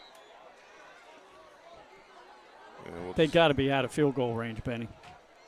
The ball's at the 25. Yeah, that would be about a yarder. Yeah. Must be going to throw one towards the end zone because he let some clock run down. Yeah, little Hail Mary action. But just a great defensive job by Roach to disrupt that play in the backfield and strip the ball carrier. And essentially take the Bulldogs out of field goal range. I'll tell you what, we got a good one here tonight. We do. For our opening game of the year, Benny. Little, I can't call it cross town, but maybe a halfway across the county matchup. Now, you and I are both back in action tomorrow night. You're going to call, what's your game tomorrow? I have the Seaford Blue Jays and the Colonel Richardson Colonels, two really small schools that don't really get a chance to be on our broadcast, and we're going to give them a chance tomorrow night. And I keep being told, watch out for Seaford. Well, and just like this game tonight, two schools not too far apart. Right. The kids know each other. And then I'm going to be at Dover High tomorrow night. We're going to have the Senators hosting Arundel Wildcats. And then you and I will join forces again on Saturday. We'll be up in Newcastle. And the Golden Knights make the trip up. I might just catch their bus to save gas. Take on the Colonials of William Penn. And then our upstate crew tomorrow night, they're going to have a really good two-way matchup with DMA and Howard at Abyssinia. So 2 seconds added to the clock while we were talking. Okay. So Laurel now out of timeouts. Let's see if he goes to Brady Lee. Looking to the left, rolls out to the right. He's under some pressure, breaks loose of the pressure, and he gets out of bounds with 1 second left. Great job to elude the blitzing defender for the Ravens. 1.2 to be exact. Well, Shockley showed you his athleticism. Here comes Gonzalez Perez. Yeah, that's a great play because now you're in field goal range. So they're going to spot this, at the 20? And the Ravens are going to call a TO. Yeah, of course. So they use their final timeout. Might as well. They don't get them back. So this will be about a 37-yard field goal attempt. No, 32. I think that's ball's on the 15. Right. That's a great job by quarterback Shockley to elude the defenders, get some good positive yardage, and get out of bounds. He's looking right at the clock where he was running over by the sideline. That's what we call a high IQ play. That's right. Minute 2 to play here. Let's see if Gonzalez Perez gets a little more air under the ball this time. He kicked a knuckleball the last time, but it was hard enough to get through. Right. Yeah, Gonzalez. Benny, you're right. It's going to be spotted at the 22. So that's you're going right. to make it a 32. 32-yard attempts. Shockley on the hold. Snaps good, holds down, kicks up. I think somebody may have got a piece of that. Yeah, I think so. Because it fell well short. Right. And it kind of took a funny spin. That's halftime, buddy. That's the half, folks. We're going to take some commercial timeouts here. We're going to come back with the halftime stats here at the end of the first half at Sussex Tech. It's the Bulldogs 10, the Ravens 7.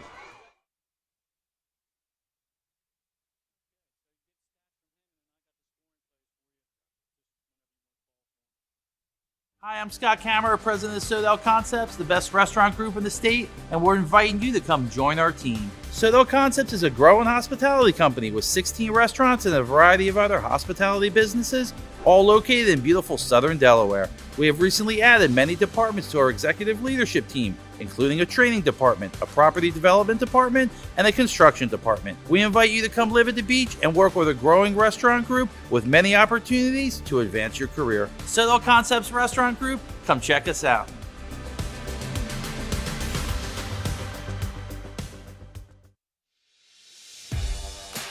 High school athletics is not what it used to be. The sporting goods industry has been disrupted, adding to coach and athletic director daily challenges. BSN Sports stands ready to change the fundamentals of our industry, giving our customers the advantages they need right now.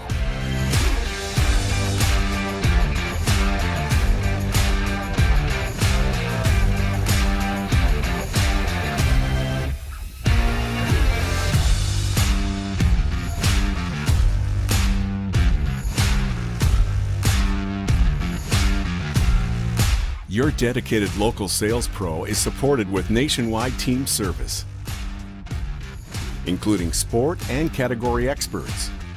Get the look of D1 colleges and pro teams with our program that streamlines ordering your staff apparel, player gear, and fan wear. Stretch your budget with our fundraising solution. Free and ready in minutes.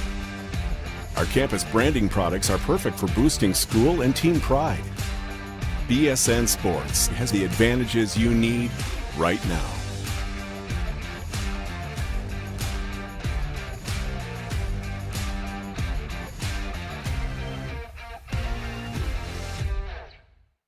Melissa Ellis is part of 4 Acre Realty Company. She is licensed in both Delaware and Pennsylvania. Melissa knows that being personable and patient is a key to her success as a realtor. Helping both buyers and sellers understand current market values and conditions puts them in the best position when making an offer or pricing a home for sale. That kind of high-level professional communication and her skill at being a team player put Melissa's clients at ease, knowing she has their best interests at heart. Melissa is also an athlete herself, playing multiple sports so she understands what teamwork means. She is still involved in sports, whether it's sponsoring, coaching, or being team mom for her own 2 daughters' teams. What sets her apart is how grateful Melissa is for the trust of her clients. She never takes that trust for granted. She affords all people respect and honesty and works hard to be the support system clients need and deserve. Melissa Ellis, strong connections, strong service. High Five Hospitality was founded in 2004 when 3 guys teamed up to introduce the Buffalo Wild Wings franchise concept to Delaware. They now operate 8 Buffalo Wild Wings, 6 locations throughout Delaware, and 2 locations in Maryland. B-Dubs has weekly and game day specials on their delicious food and beverages. Stop in one of their convenient locations today. The Stone Balloon Ale House features a unique blend of crafted food and an array of spirits, all flavored with a dash of nostalgia. Our culinary mantra is comfort food playfully reimagined, and we prepare seasonal favorites that strive to please the palate and resurface a memory. Limestone Barbecue, from our mouth-watering Texas-style brisket, fall-off-the-bone chicken, and St. Louis ribs. Southern-style sides, mac and cheese, baked beans, cornbread, sweet tea, and our homemade pickles. Be prepared as your bread will be your napkin. Yup, we are that kind of barbecue. Expectation.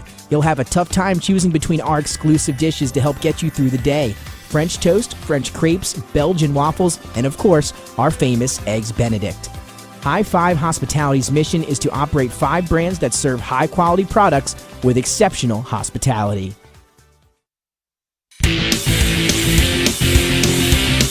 Couldn't be more excited about having our show here held at the Buffalo Wild Wings and Christiana location here on Route 7. Brand new location. They moved here from Limestone Road, and it's going to be the new home of 302 Sports Week.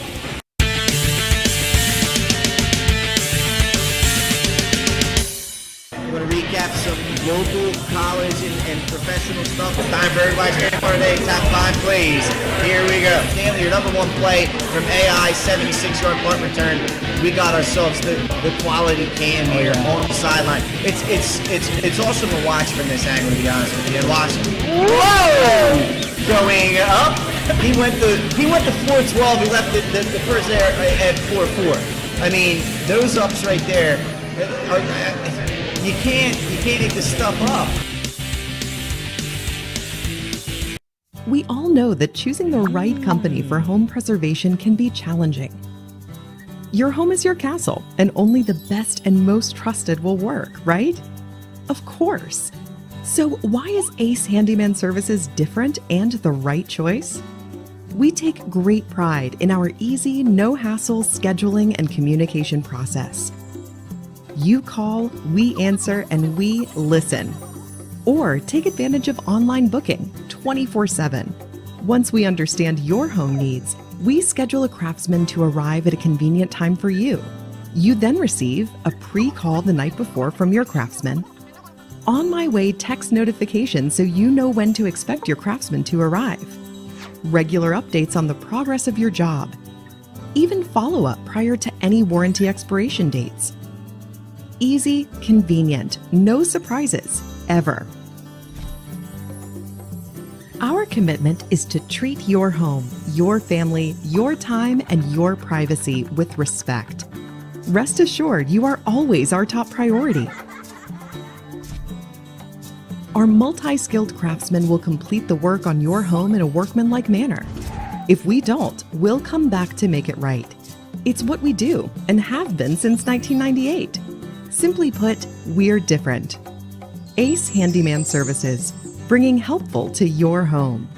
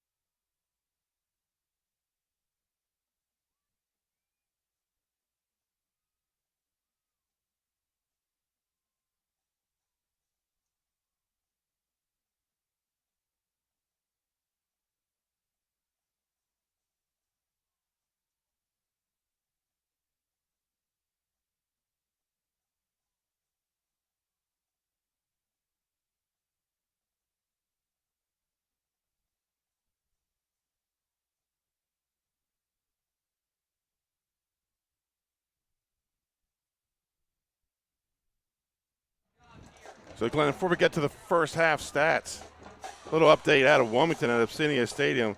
The Cape and Lebanon Vikings with 22 seconds left score on a pass play, kick off, and their Sows return it. 89 yards. Mike Lang, 89 yards for a touchdown. They go into the half with the Sows 13-7. And throwing the touchdown pass for Cape, yet another Kovaleski from down in the Rehoboth Beach area. Well, let's go to the halftime stats brought to you by Ace Hardware Handyman in Dover, Nick Peeler. your Ace Hardware handyman. He services Kent and Sussex County as well as Southern Newcastle. Give Nick Peeler a call. His number is right there on the screen. So let's go over the stats for tonight so far, Glenn, in the first half. It's total yardage. The battle's being won by Laurel. They have 128 total yards to Sussex Tech's 47. Laurel with no passing yards. I think they've only attempted one pass. Also, all 128 on the ground. What's hurting them right now is the 2 turnovers, the block punt, and the fumble. And then Sussex Tech, 12 yards passing, 35 yards rushing. They have 1 turnover. And luckily it didn't bite them as they blocked the field goal there at the end. Shockley, 6 carries for 54 yards. Limehouse, 6 carries for 28 yards. 8 carries. 6 carries for 42 yards. He has a touchdown. Bell, 8 carries for 28. And for Tech, Handy, 5 for 15. Roach, 5 for 11. And Sample, 5 for 5. But Sample has the 1 12-yard catch for a touchdown. And Handy is 1 for 4 for 12 yards. And he threw the touchdown. Glenn, give us the scoring recap. Well, Laurel took the opening kickoff, and they had a big 40-yard run down the sideline by Limehouse, and then he finished off the scoring drive, capped it off on 4th and 3, and ran it in for the touchdown. Perez's kick was good. That came just under 8 minutes in the first quarter off the clock, and it was 7-0 at the end of 1 in favor of the Bulldogs. Second quarter, Sussex Tech, you mentioned the turnovers by Laurel. Well, they blocked a punt, recovered it at the Laurel 30, and a few plays later, it was a 10-yard touchdown pass from Handy to Sample. Tesoro's kick was good. We're all tied up at 7-7. That came early in the second quarter at the 10-minute mark.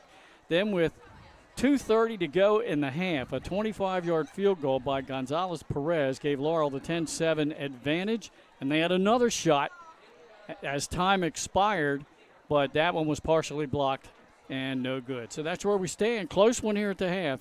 10-7, but if you look at the yardage, it's a little bit lopsided. You would think Laurel's up a little bit, but they're not. Let's look at some of the keys. First downs, Laurel with 5 first downs and Sussex Tech with 3. Laurel penalized twice for 15 yards, and Sussex Tech, it was some killers there. Yeah. 2 50 personal fouls on the same drive. They've been penalized 3 times for 35 yards. So that's something they have to clean up coming out of the half. And Sussex Tech is on the field. Big crowd on hand for this season opener, Glenn. Again, folks, that was your Ace Handyman Services halftime stats brought to you by Ace Handyman in Dover. Nick Peeler is your Ace Handyman. The number's up there on the right there on the screen. Write it down. Give him a call if you have some fix-it-up needs. Ace Handyman. Benny, one of the keys that we talked about in the pregame show was Sussex Tech playing with passion. Defensively, they really brought it, especially in this last drive. Remember, it was 1st and goal at the 5 for the Bulldogs. They had a big hit for a loss of 2, and then another huge hit. And making some of those hits in the backfield has been Simeon Hill. Yes. He's got in there quite a few times, and they forced 3rd and long, but just a great job by the quarterback for Laurel, Caden Shockley, getting them back in field goal field goal range, rather. Yeah, another name we've been calling out a lot, Xavier Limehouse, the junior. He strong first quarter, but Laurel seemed to be like a little out of step right now on offense. They can't seem to get it going. Look, a couple times it looked like there's been some confusion where Shockley takes the handoff and it's kind of like pausing for a second. Now let's give some credit to the Ravens defense. They're putting pressure on them big time. Yeah, they're doing a pretty good job. And it's always important to see how these two coaches make adjustments at halftime and how they come out here to start the second half. Now, the Ravens will get the kickoff to start the third quarter. They're only down a field goal, Benny. Right. They really haven't put together a sustained drive. The first drive they had when they converted those 4th downs, that's been their best drive of the game. Yes, you're right. I mean, they had the short field after the block punt to get the touchdown. But they need to get something going a little bit more with a running attack. It's really, really hard to run the ball up the middle against that nose guard and those 2 tackles for Laurel. And Hearn has been doing a job in the middle. Yeah, Hearn's doing a great job here tonight. He's the leader of this team, even from the center position, and he's playing inspired football too. That big tackle he had where he broke through and from the guard position. So about 55 seconds to go here in the half, waiting for Laurel to return from halftime. They're not out.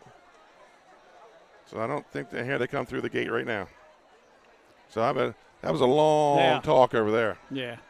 And I'm sure addressing some of the points that you raised. Yeah. I mean, they're a single A team, but they're right now the best single A team. And, you know, this is a game I think they came in here expecting the thing they could win and expecting to win. And they're in for lack of better words, dogfight. Well, Benny, if they took a look at what they did last year, what was it, 41-8? Right. The final in that game, and the Ravens committed 4 turnovers. And I don't know if you come into this game with a little bit of the mindset of, you know, we had an easy win last year. You know, everybody's picking us to win. Right. All the papers and all of our guys, everybody was picking them to win the game. And I'm sure Coach Joey Jones has reminded them of that. Right. You got to win the game on That's the right. field. You can't win it on a stat sheet. You can't win it based on what everybody else said, and you certainly can't win it off of what you did last year. Absolutely. Last year doesn't mean anything anymore. That trophy's already probably collecting dust. So Laurel's on the field getting warmed up. The Ravens are already huddled up to take the kickoff. But both bands, great job. Absolutely. Absolutely. Laurel, I see the numbers are up this year, and the Ravens band, well, they're just fantastic year in and year out. And I tell you what, the pom line, the pom-pom line, they were dancers. In sync. Talk about playing with passion for the football team. And Glenn, we hit on the Tech Pack. There's a nice group of fluorescent colors across the way, as I guess they went with neon night or something. Yeah. So they brought their student body too. Yeah, great crowd here tonight for the first game. It's pretty nice out right now. I'm sure the players think it's a little warm, but sure, the fans love this kind of weather. Yeah, it kind of kicked off last night with the kickoff tailgate. You know, both teams showed out.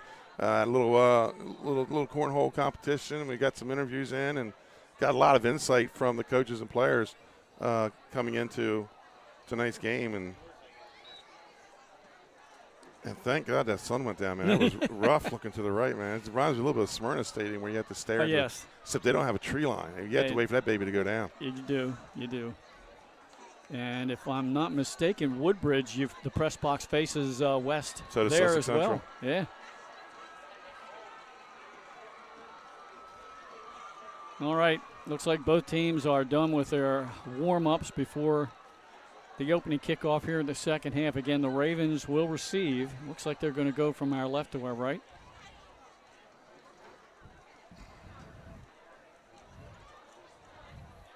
Once again, our score updates from earlier today in a 3A matchup. It was Hodson-Votech with a 31-0 win over Cesar Rodney. And at halftime up at Abyssinia Stadium in Wilmington, it's Salesianum 13, Cape Henlopen 7, as the Sows score on a kickoff return as time runs out in the half. Following us a Cape touchdown. Talk about a swing of momentum.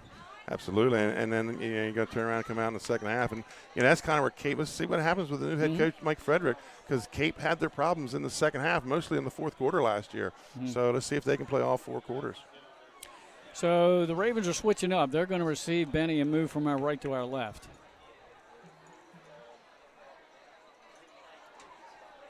And like we saw, I think mostly the last couple of years in Delaware high school football, most teams have dangerous return men with a lot of speed. And the special teams coaches know that. They don't want to kick it deep. They'll do a pooch kick or one of those little short high kicks. Well, last year, talking with Jim Tack, during the season, one thing he noticed was coaches are really subbing on their special teams, which, you got a spectacular back, but you got backups making the tackle. You got to put your studs out there. Yeah. While we're talking, first of all, I want to thank you for filling in tonight. As folks, you're not going to get to hear Jim Tack this year. Jim's going to be away this season, medical conditions. Our prayers go out to him and our thoughts. Wish him the best. Speedy recovery, my man. And if you're the praying kind, please send one up. So here we go, second half, 10-7, Bulldogs.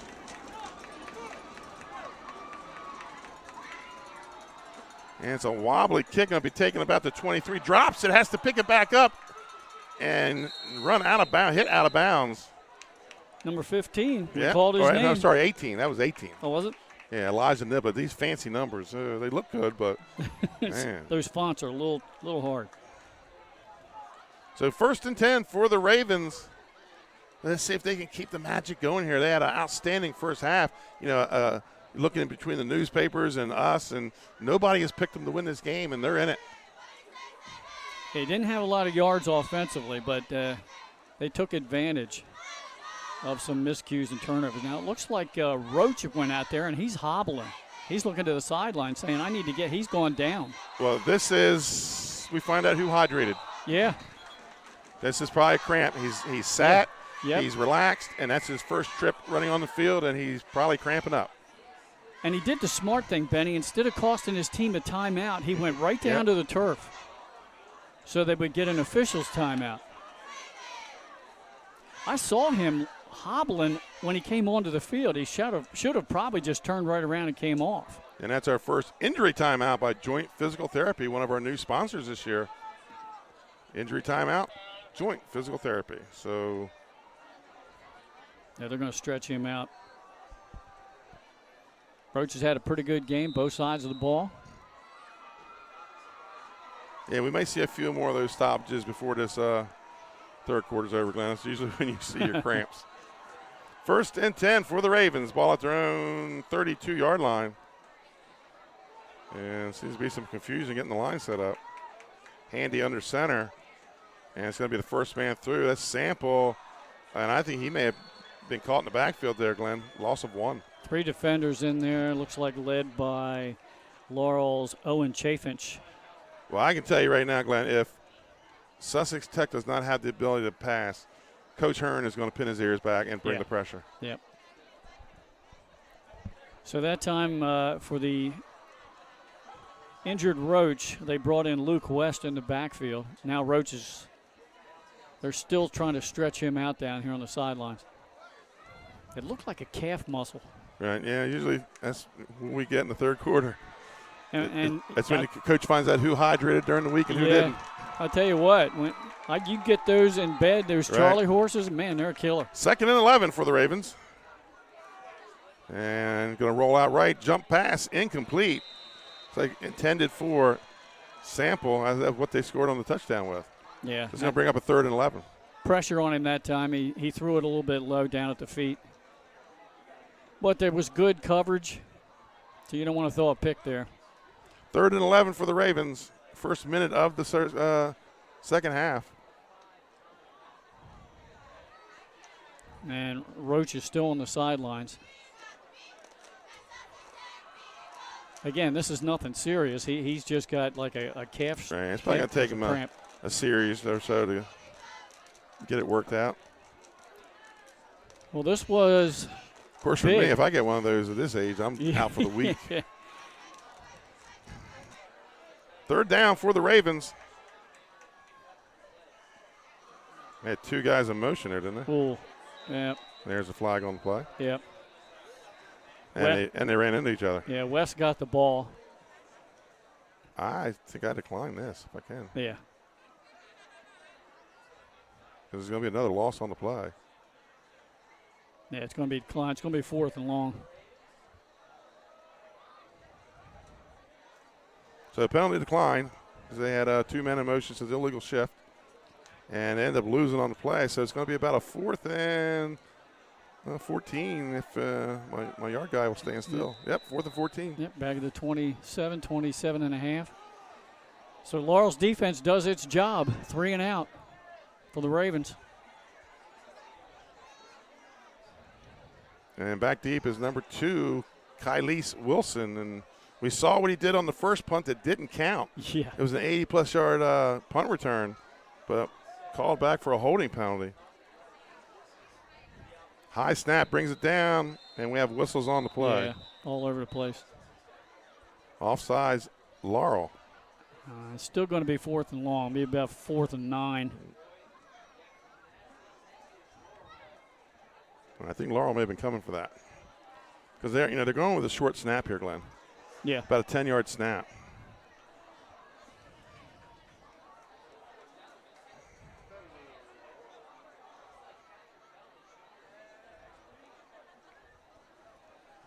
All so right. they mark off the 5. Yep, do it again.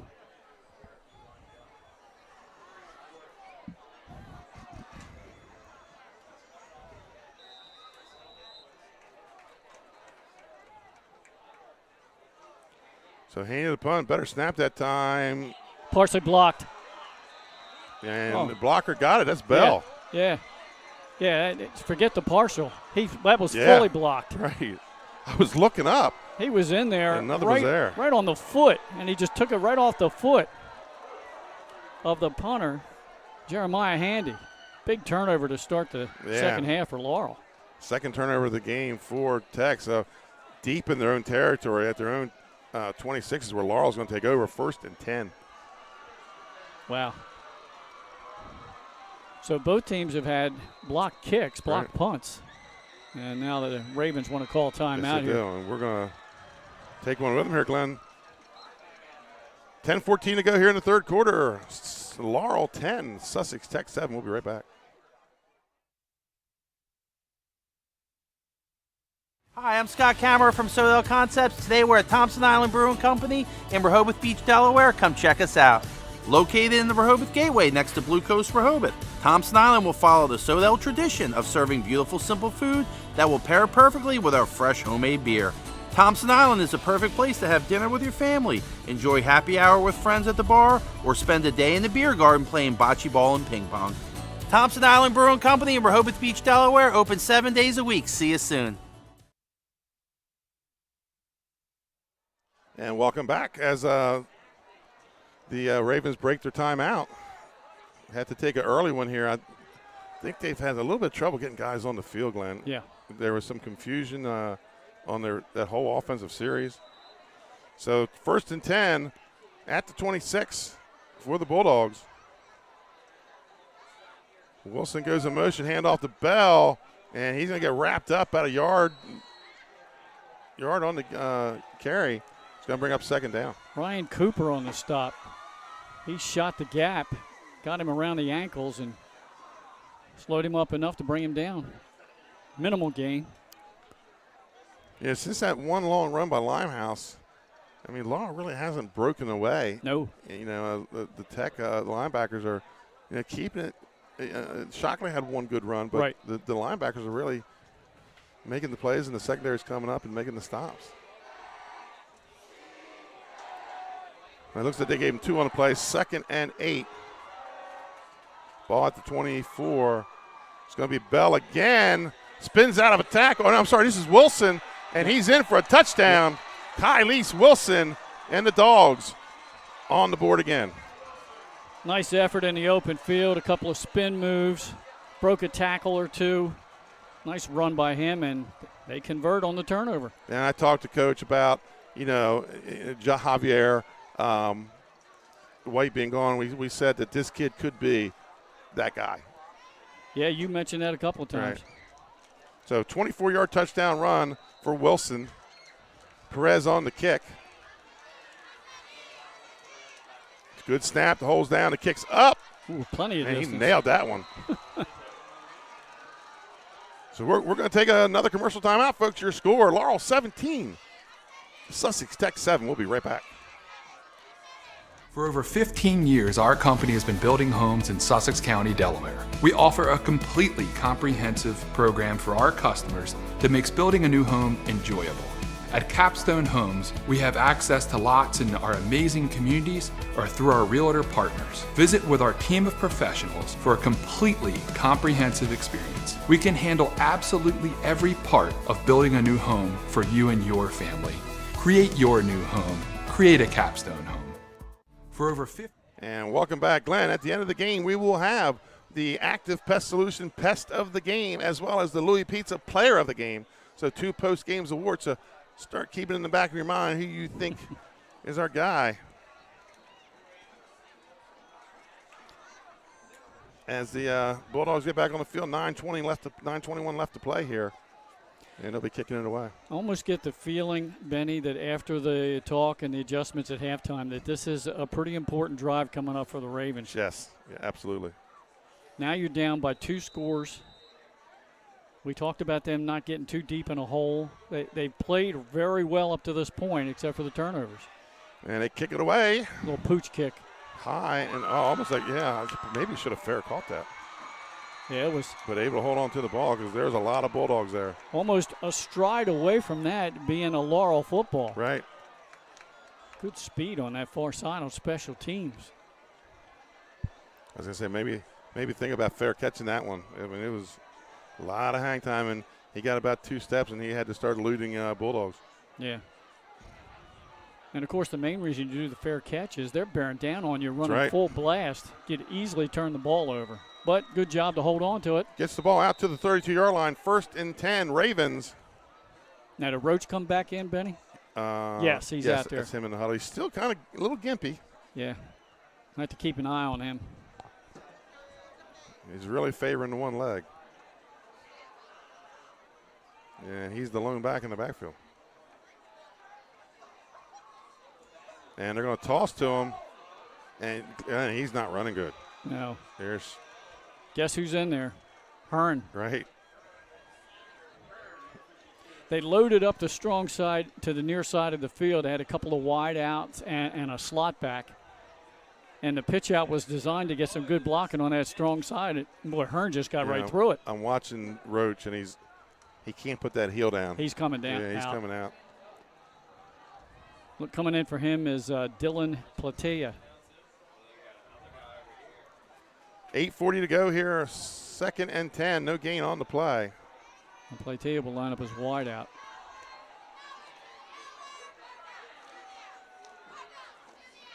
And it's going to be a handoff to Sample, and he gets it out to about the 39. Well, he's big a big pickup load. and a hard runner. I say he is a hard runner. So that in the pregame. I was looking at him earlier out there, Benny. His legs, his thighs are so big and thick and muscular. He had a head of steam that time. Good blocking on the right side of the line. That sprung him loose for a good gain. 3rd and we're going to call it a long 2, maybe 3 here for the Bulldogs. Ball at the 40, their own 40-yard line. I'm not sure you don't give it right back to Sample. Let him get a head of steam going to the line. Well, I'm sure Laurel's going to bring the heat here.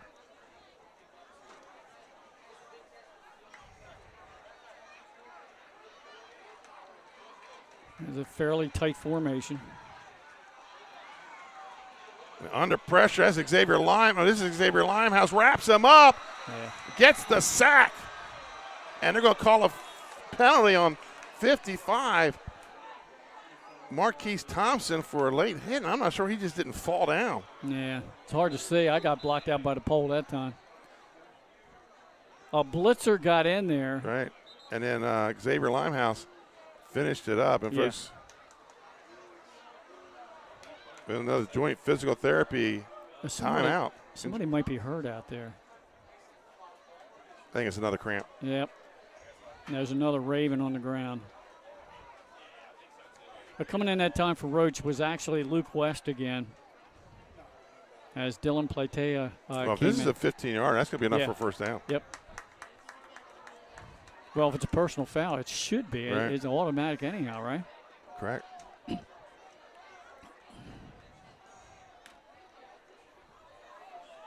Well, looks like the quarterback is Handy, who's down getting stretched out. Ooh, that can't be good. Hopefully that's all it is. Actually, there's 2 players down out there. You're right. Well, one's Handy, and we have the quarterback taking some snaps. That's going to be number 10, Ryan Cooper. Now they're going to step off the penalty yards. Got automatic first down. They're moving the chain gang. Looks like the ball is going to be placed out near the 45, maybe the 48. I'd say the 48, yes. Sample was one of the players down. He gets up and walks off under his own I'll have to go back power. and look at that tonight. I mean, I could be wrong. I just saw him go down. Be interesting. Well, I think you're right. There was a quarterback, too, but here comes Sample walking over to the bench. He's got to come off for one play. So 1st and 10 as it ends up for the Ravens. Ball at their own 48. Brock O'Day in now a quarterback. He's got to play one play because Sample came out, running back. That's Ryan Cooper. And Handy came out. I thought that was number 11. No, 10.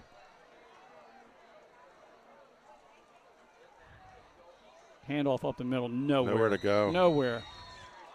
The big guy got him. And then also in that play, number 15,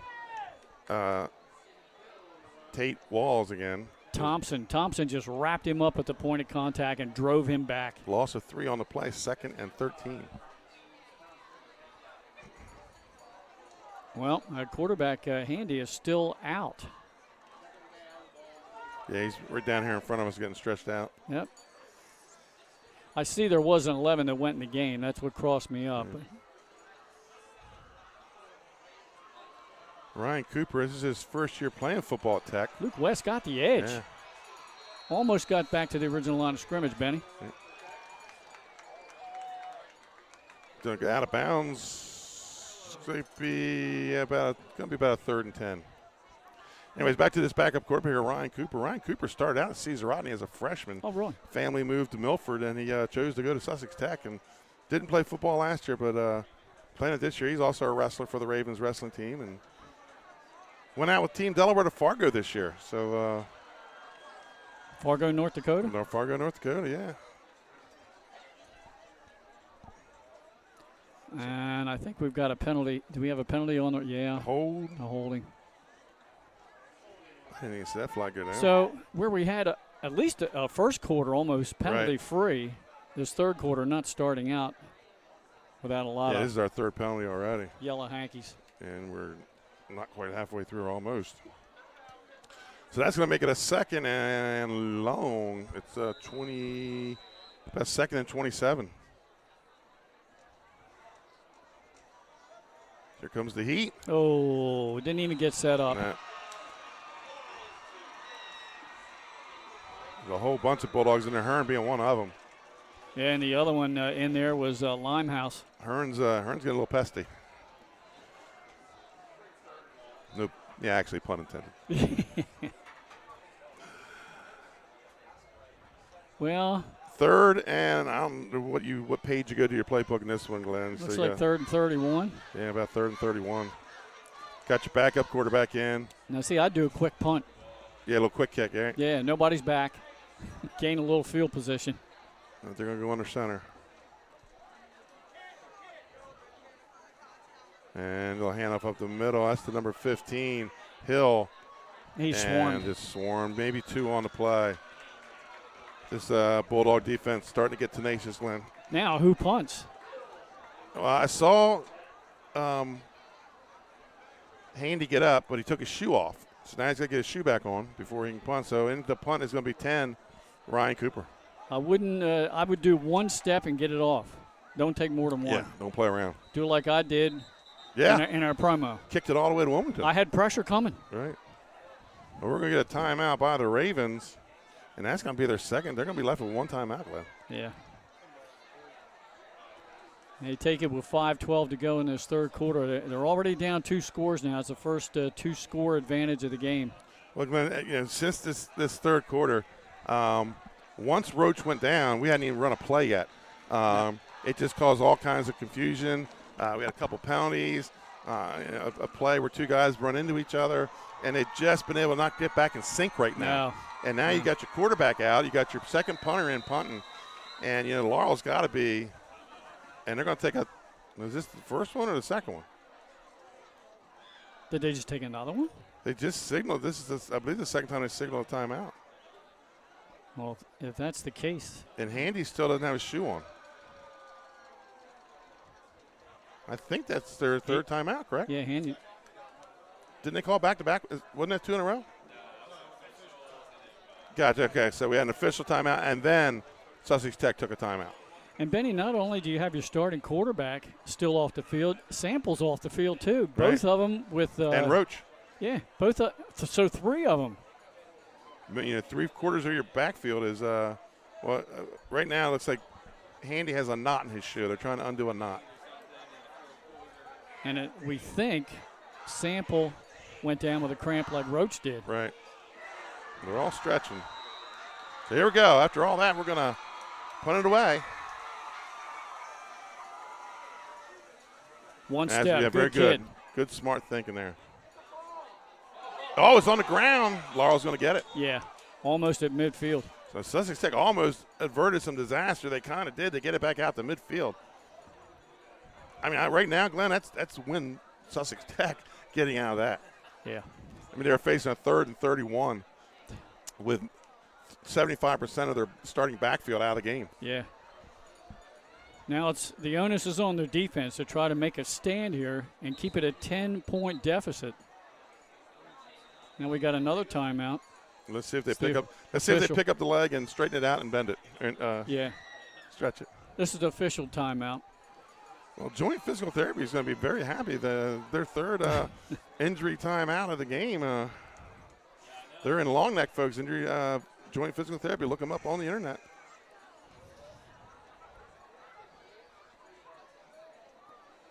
Well, let's hope none of these. That's number 1, Roy Scotton. Yeah. And he seems to be. Was he the one that tried to field the punt? Yes. Now the key right now for the Ravens is they've got to get their Sample, Roach, and Handy back out on the field, but they got to get them back there at 100%. And hopefully it's just cramping. We saw what happened when Roach went back out, not ready. No.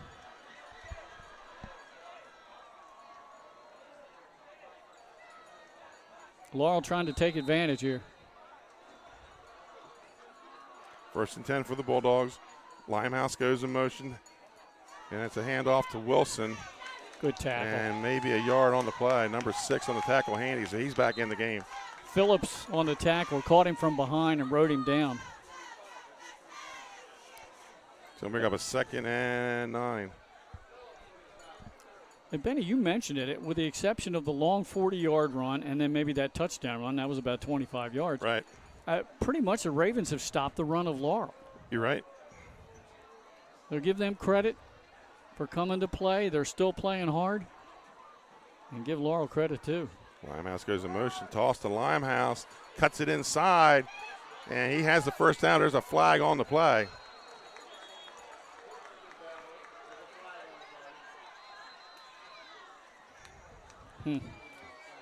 It's thrown away from the play. Yeah, it's on this backside here. Yeah.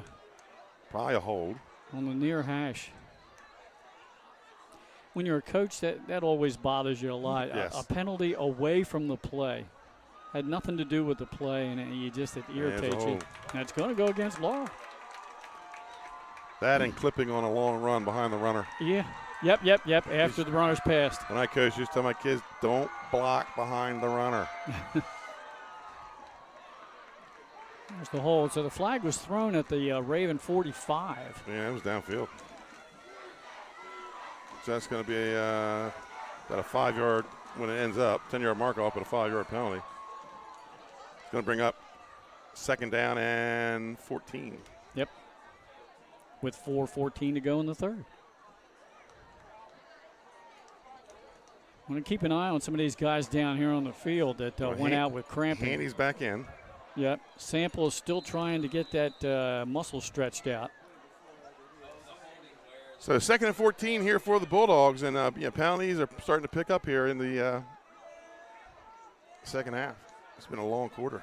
Yeah. And that's going to be a toss to number 15, Tate Walls, and he's got some running room. He's close to the 1st down. I think he has it, Benny. They're staying. He stayed in bounds.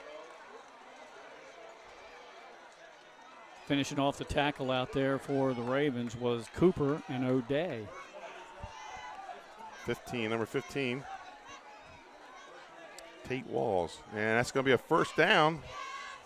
Walls has played very well defensively, but he's Dogs. called his name a couple of times. So the penalty didn't hurt. They got it right back. Got it right back. 1st and 10, ball at the Sussex Tech 41. Kylese Wilson and Bell's back in the backfield. Wilson comes in motion, toss to him to the right side. Following his blocker, cuts it back inside, and he's wrapped up at around the 35, pushes ahead, and there's going to be another flag on the play. Good block that time by Lee and by Walls. But again, this is going to go against Laurel. Flag thrown at the Raven 40. This will move it back to midfield. Well, they converted that last penalty. Let's see if they get this one back. And you're right, this 3rd quarter has taken forever to play. Too many mistakes by both schools. So that's going to back it up 10, and it's probably going to be a net of about 8. Right you are. So, will this time be a first? Oh, no. It must be a block in the back because. That was a 10-yard. I think it was a holding. Yeah, but he threw the flag at the 40. Right, and it's 10 yards back to midfield. Okay, yeah. I might. Oh, wow, Benny. Come on. That's okay. I have trouble with math sometimes. Right. It's the new math. Well, that's going to be a 3rd and 19, so it's a 9-yard penalty.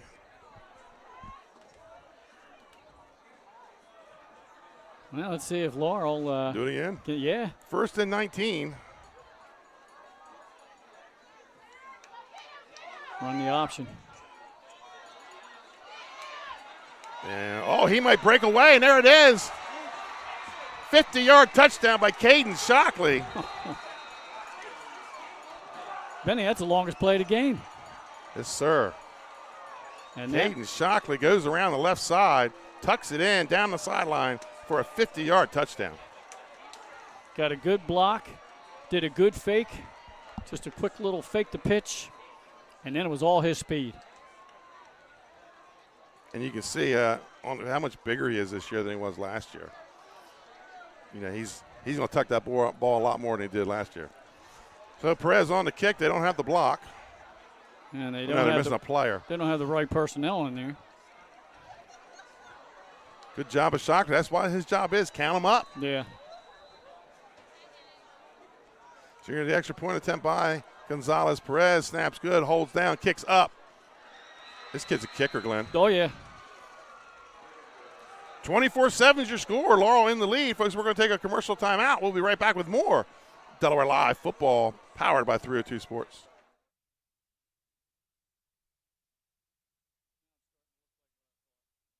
In life, some things just go together.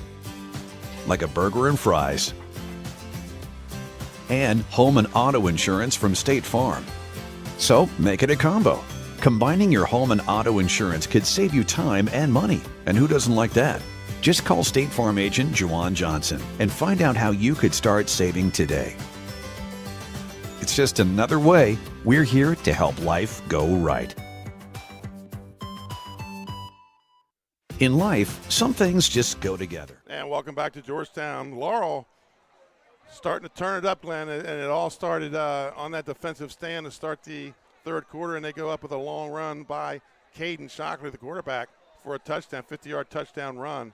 And the Dogs starting now show a little slow in the first quarter, but now they're starting to show who they are. Yeah, 2 touchdowns here in the third quarter. They're starting to ease away a little bit.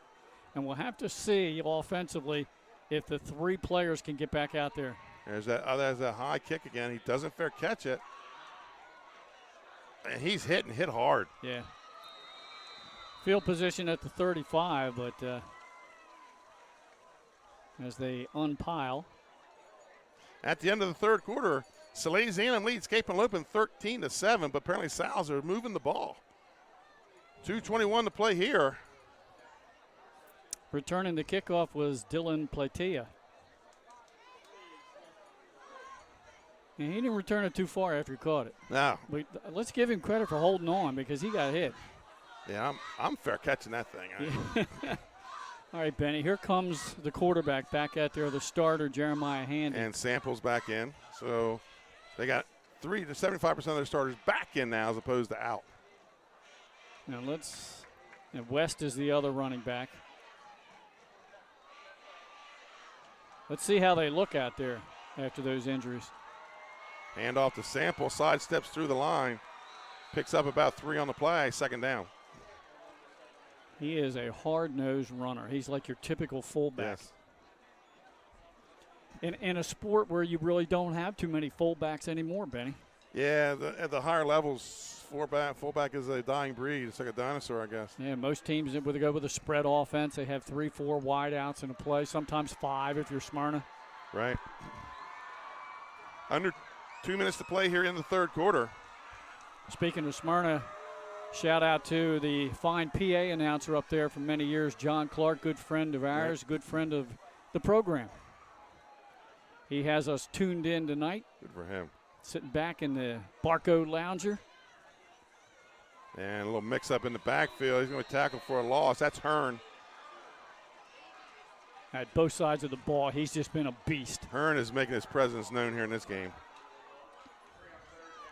And we're just about to the end of this third quarter. He's like, you're not going to smack me in the head. I'll smack myself in the head. Look at Well, he anchors the offensive line, and being the center. He's the captain. He calls the line signals. And he anchors that defensive line, too. Yes, he does.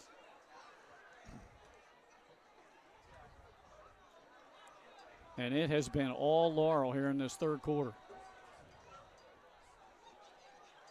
Sussex Tech breaks the huddle with 50 seconds to go here in the third quarter.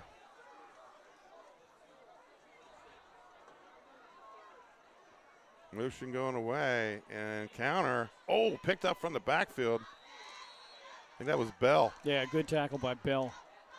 Bit on the misdirection just a little, but he reacted quickly. Yes, he did. Gain of about like 3, and it's going to bring up a fourth down. I'm sure that's going to send Handy back to punt, or is it not Handy? No, it's still Cooper. Okay. If they get this punt off, it might go into the fourth quarter, and it looks like the Ravens are going to let the clock run out, Benny.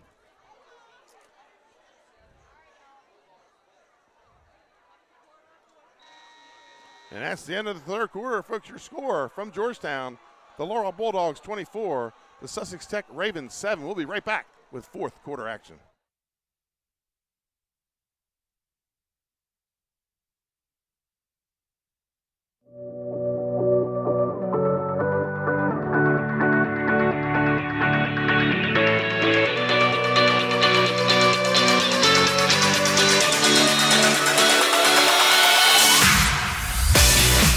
I'm Chef Hari Cameron. At Grandpa Mac, pasta's our thing.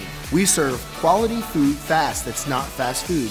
We make everything in-house and serve something for everyone. We're open 7 days a week for lunch and dinner. Follow the noodle to Grandpa Mac. Glenn, that last ad. Grandpa Mac's one of our new sponsors. They're on Route 1, north of Route 24 in the Lewis Rehoboth area. I've eaten there. Man, it's homemade pasta, and it is some good stuff.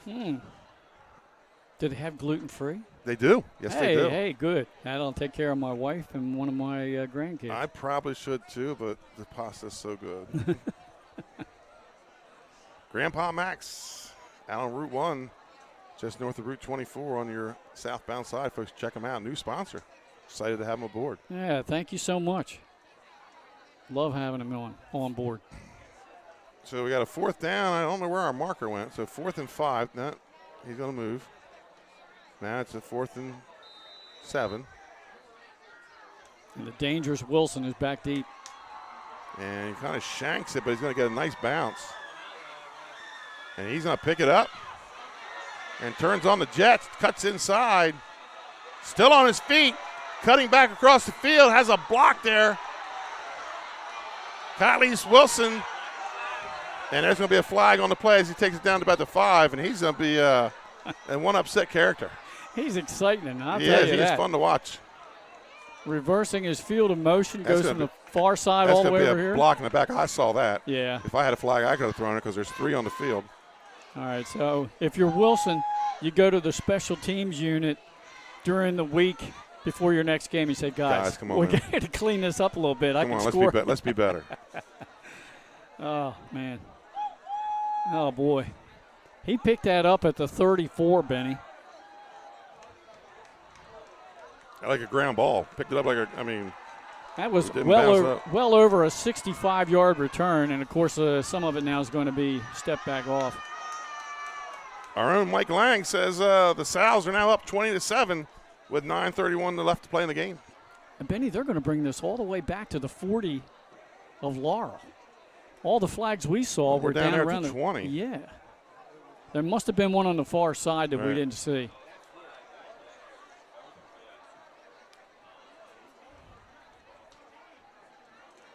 So he picked it up at the 34 after the penalty yardage are stepped off. He's only going to get credit for it. That's going to end up being, a 3-yard return? Wow. After all that? Well, he's run 140 yards tonight in punt returns. Yeah, right. And he's getting nothing out of it. Right. Yeah, we're having a long, maybe on the bus ride home. It ain't going to take long to get back to Laurel. I'm going to say, Coach, let me sit with the special teams unit. Say, guys, come on. I need a little love from you.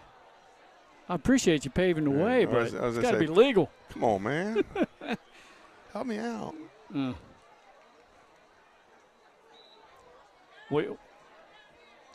Laurel Bulldog fans, you got some excitement ahead for you this Kylie season. Wilson. He's a senior this year. You got a very, very intelligent quarterback in Caden Shockley, makes the right decisions. He's quick. The leader of the line, Hearn, same thing. Limehouse, Bell, and the list goes on and on. 1st and 10 for the Bulldogs. Ball at their own 28-yard line. So that was a -6 on the punt. Hand off to Bell up the middle.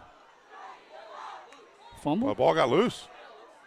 Who has it? But there's a scrum There's going a the other fumble. way, and the Ravens have it. Coming up with the football.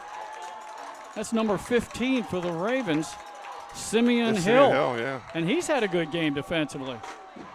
I don't know how he came away from that ball unless he stripped the ball carrier. I saw some Tech jerseys turn as he got hit. Yeah, and then it was just like a and the next thing I saw was a scrum. rugby scrum. Exactly. Well, he moved the pile, and there's now a big turnover. Sussex Tech with a chance to jump right back in this. Ball at the in the red zone, in the last year's barbecue red zone for the Ravens. 1st and 10 from the 15. Or correction, 25, so they're not in the red zone yet. I thought that was the 15. No, not quite yet. Sussex Tech band striking it up, Glenn. Yep. Defensive player comes on late, handoff up the middle to Sample. He just pushes ahead. Yeah. I think you mentioned it earlier, the great shape that this field's in. Normally you'd say that was 3 yards in a cloud of dust. Right. Well, it was 3 yards, but second you're and not no dust. No. They keep this baby well watered. Glenn, I was out here during one of their practices, and they watered the field, and they had this big machine that blows the grass and the water off. No.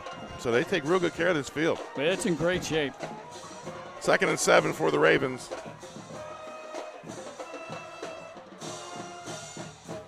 And it's going to be speed sweep.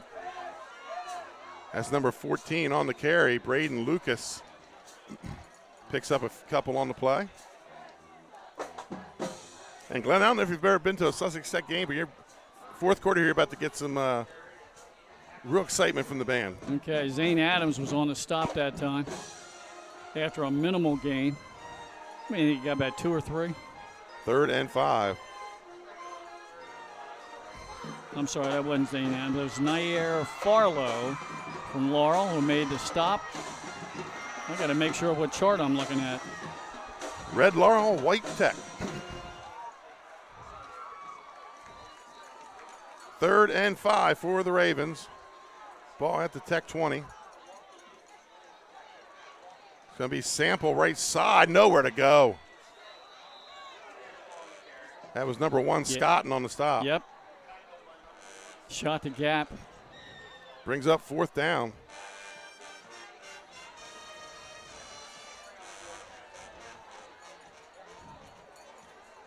And when you're down 17 points and 9.5 to go, you got to go for it.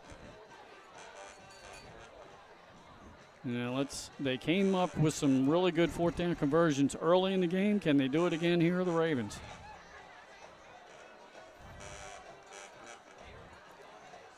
Fourth down and 5 for Sussex Tech at the 20.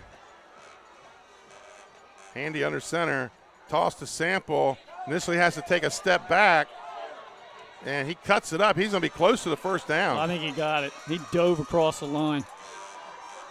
He did a great job getting around number 22, Limehouse, out on the edge. 1st down for the Ravens. Big one. It's only the second one of the half. That's 3 4th down conversions in the game, right? Yes. No, 4 for them. Now you're in your, fourth down conversion. Yeah. Now you're in your red zone, Benny. Yeah, we're back in the last year's barbecue red zone. I'm going to be having some last year's barbecue on Sunday, I'm tell you that. My only day not calling a football game. Yeah, 1st and 10. I'm going to be taking it easy myself. Fakes the handoff, rolls out to the right, has to take a step back, looking to get around the edge. Limehouse says no way, and that's going to be a loss on the play. Limehouse set the edge there very nicely, Glenn. Yeah, the first one that turned him to the outside defensively was Tate Walls. We've called his name a few times tonight defensively.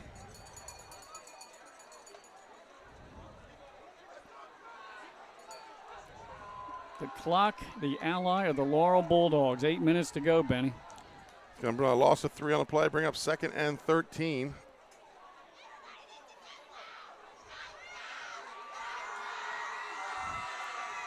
Ravens student section trying to cheer the team on. Sample up the middle, spins, picks up about 1 or 2 on the play. Going to bring up about a 3rd and 11. Evan Collins on the initial stop.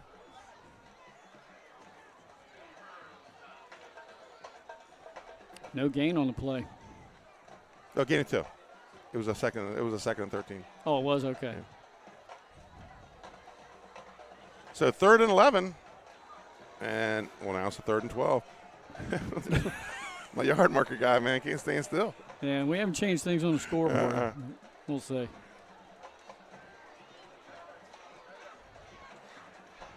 Third and 11 for the Ravens. Yep, 2 down territory. Drops back, looks in the corner, and incomplete. He got hit right when he released it, and that might have caused him to get rid of it a little bit earlier than he wanted to. And he comes up a little lame, holding his back. It's going to bring him up 4th and 11 for the Ravens.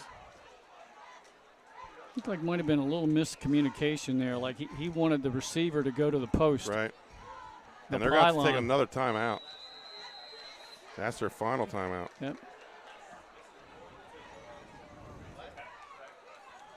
Well, folks, we'll take one with them. We'll right back your score. Laurel 24, Sussex Tech 7.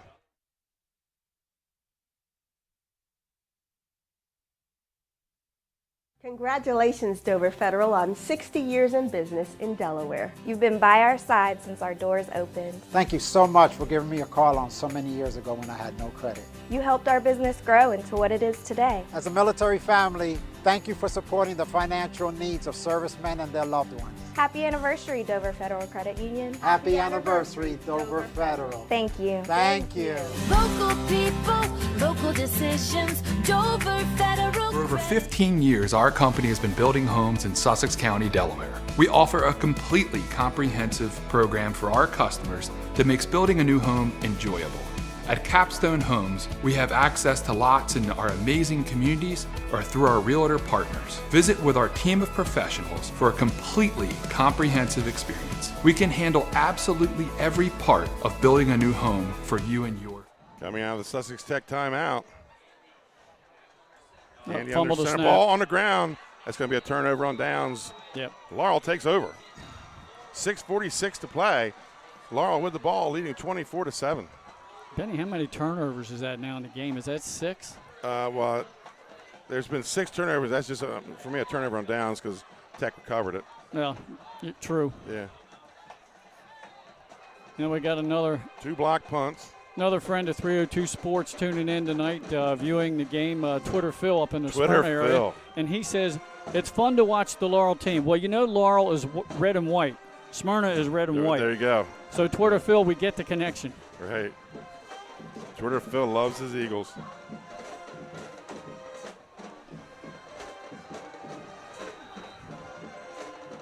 Now, the Ravens, to stay in this game, needed to convert there. I agree. Motion, handoff to Wilson. Wilson cuts back to the left side, has a blocker here on the edge. Wilson to the 50, makes a move inside and goes out of bounds at about the Sussex Tech 40-yard line. Big run and a flag on the play. Yep, way back inside the 25-yard line. There's another one down here.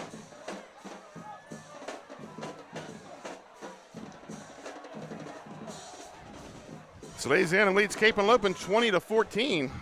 Wow, Cape came back with another score.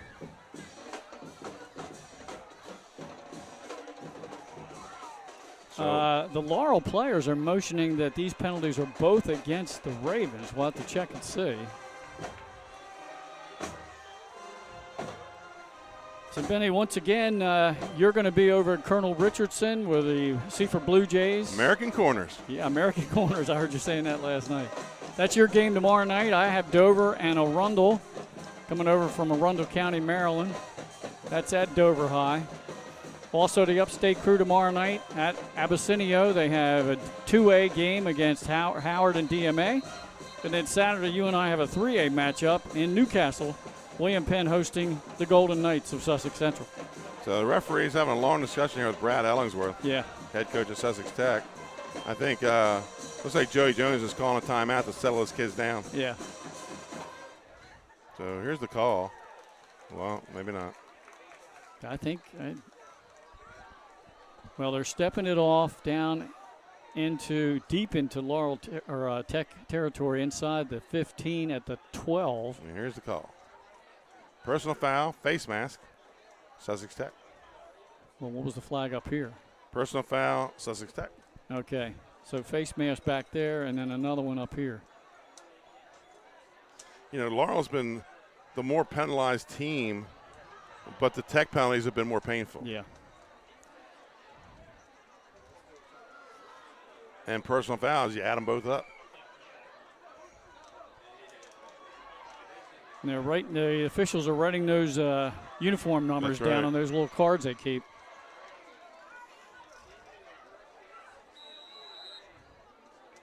And Laurel takes a timeout.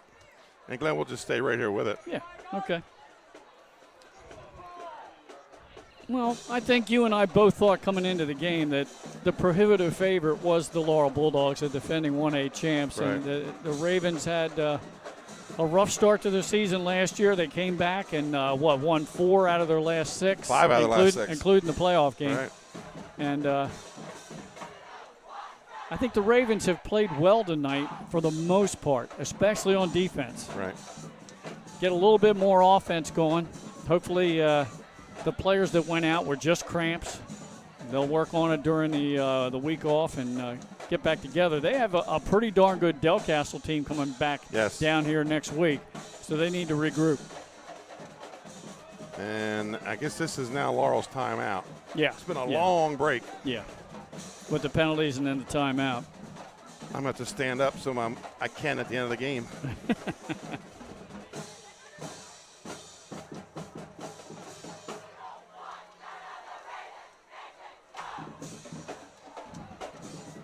The Raven Nation getting things fired up.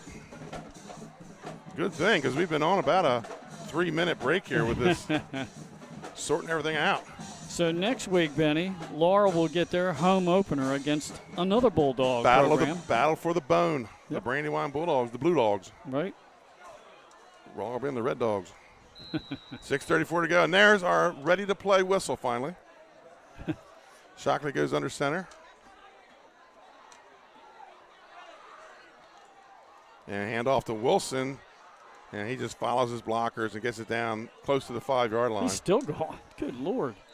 Keep those feet moving, young man. He's going to pick up about 9 on the play.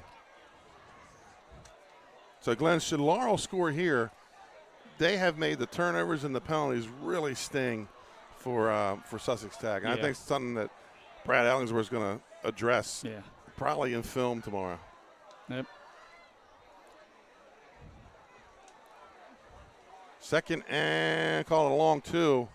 Wilson again, and he takes it down near the goal line. It looks like the ball was fumbled. He tried to stretch it out there, Benny. Right. They're going to give him 1st and goal. Okay, you're going to say the knee was down. 1st down.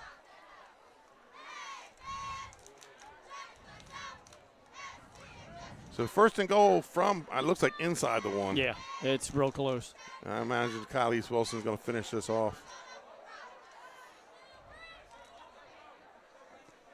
Kyle East Wilson's stats are going to be somewhat shaded because of the 2 long punt returns that never counted. Yeah. Goodness, what his stat would have been for total yards. Clock approaching 5 minutes to play here. 1st and goal inside the 1 Wilson in the backfield, and he is going to get the call. Yep. Touchdown, Kylese Wilson. Just dove right over the center, Hearn. Yes, he did. Third touchdown of the second half for the Bulldogs. They have shut out Sussex Tech. And the last touchdown was a 50-yard run by the quarterback, Shockley, the longest play from scrimmage in the game, and there's the shortest. Right, there you go. Gonzalez Perez coming on to kick. And they better cover. He might kick this one out Route 9 the way he's been kicking.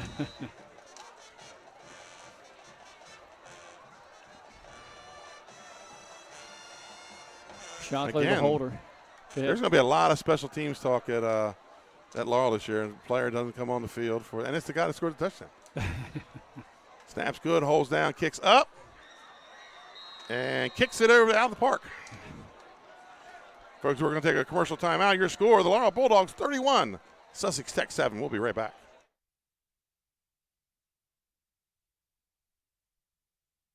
Congratulations, Dover Federal, on 60 years in business in Delaware. You've been by our side since our doors opened. Thank you so much for giving me a call on so many years ago when I had no credit. You helped our business grow into what it is today. As a military family, thank you for supporting the financial needs of servicemen and their loved ones. Happy anniversary, Dover Federal Credit Union. Happy anniversary, Dover Federal. Thank you. Thank you. Local people, local decisions, Dover Federal Credit Union. Congratulations, Dover Federal, on 60 years in business.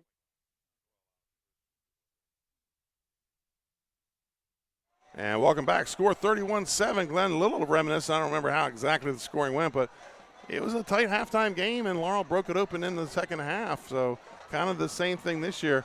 But upset alert up north. How about that? The number 6 Slasianum now trails Cape and Lopin 21-20 with 4:30 to go in the game. Wow. Our own Mike Lang reporting. That would be a huge upset in my book. And what a job by Coach Frederick to bring that team back after they had their hearts ripped out at the end of the half. High kick again. And it goes out of bounds. So that'd be a procedure penalty, or they can take it at the 35. Right. And most teams do just take it at the 35. There are very few that make them re-kick. Right.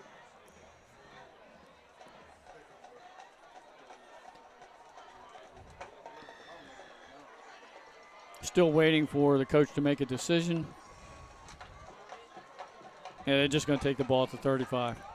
So here we go, 1st and 10 for the Ravens at their own 35-yard line. They trail 31-7. And so I go back to just that first series of the third quarter, Glenn, where the cramps started for Sussex Tech. 75% of their backfield was out of the game.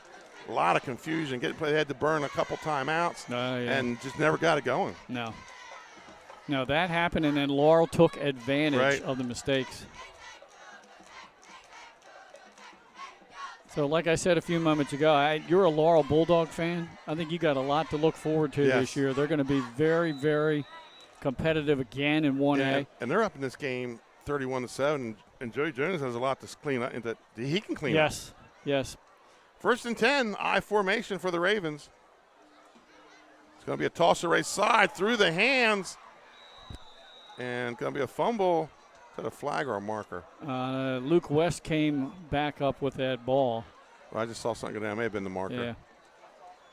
So Ravens retain possession, but a big loss on the play. Yeah, loss of about, when he keeps moving, loss of about, hold on. 10? Yep. Loss of 10 brings up 2nd and 10. 4:43 to play here, and the clock ticking. 2nd and 20. Right. 2nd and 20. Yeah, lost 10 on that pitch. And then, Benny, conversely, if you're a Ravens fan, I think you got a lot more to look forward to. I think you're right, yeah. I mean, everything, like I said, everything went south in that first series of the third quarter. And that's up the middle with Sample. Not a whole lot there. No gain on the play. Once again, the Ravens get Del Castle next week. Del Castle's an improved team, but I think Sussex Tech has improved too, so that could be a very good ball game. But then after that, the Ravens get Caravel, Right. Woodbridge, and Lake. I want to thank the people that watched tonight. I just looked, and we have a huge crowd tonight. Yes. On the live stream, plus a huge crowd here. So thank everybody for joining in our first game of the year. It's going to be a busy weekend, but we're glad to bring it to you.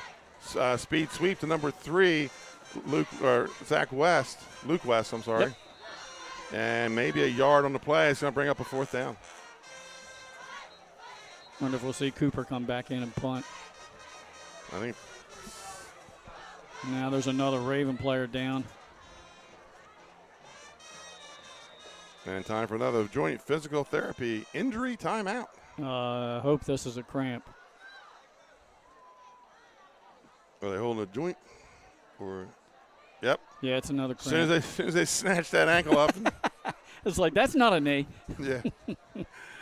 You don't want the trainer guessing, and they do a good job. Let's give a shout out to the trainers around the state. Yeah. You know, definitely. No, it's not a cramp. It's not a cramp. My ankle. But they're going to get him up. That was West on the carry. Okay. He's come in and spelled Roach in the backfield here in the second half. I don't think Roach has really played much offensively. We saw him try to go back in. Like I said, he couldn't put his heel down. Is that him right here in front of us? No. I don't know where he's at. Cooper does come back in the punt. That's Handy right down in front of us. He's moving a little gingerly. That's probably why they don't have him punting. Right. So Ryan Cooper comes in the punt. Well, Mr. Excitement again. Wilson. He gets this one nice. Spiral, going to be caught. Always drops it, picks it up again, kicks it. And it's going to be Laurel Ball around the 41-yard line.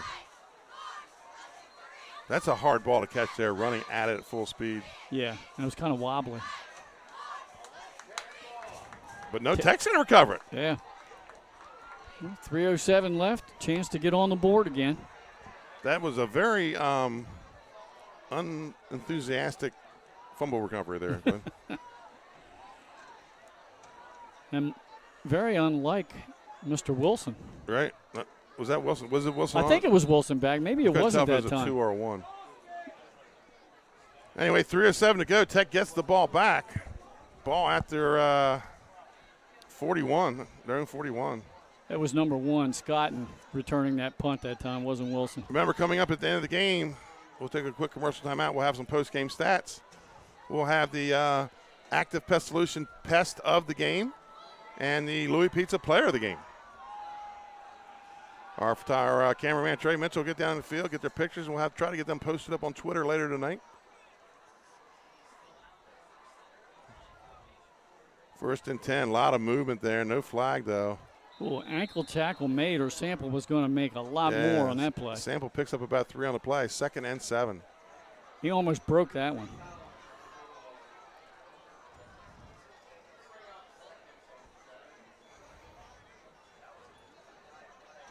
This might be the last series of the game. Could be. Providing a turnover. Doesn't happen.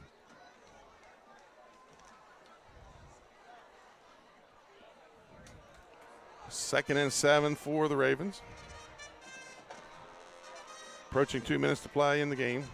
Comes the blitz, overruns it. That's 3 West, and he's going to be taken down about the 45. 33? Actually, no, 24. Evan Collins. And 33. Collins and Lee. Gain of about 2 on the play. Brings up 3rd and 5. Well, you got a lot of different players to pick from for your player of the game and for your pest of the game, that's for sure.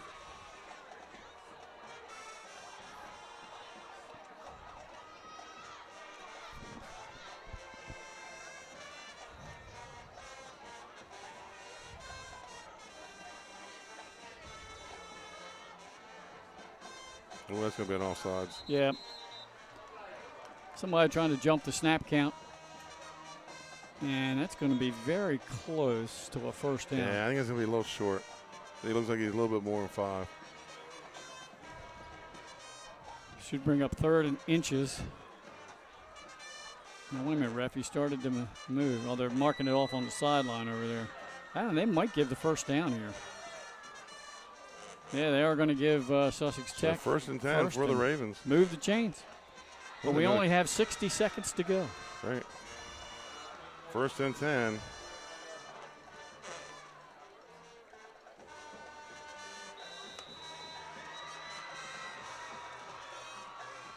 Oh, wow. Fumble.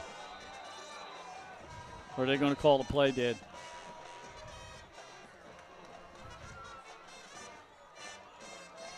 The clock's still running. But it's Laurel ball, another turnover. No, he was calling for the ball.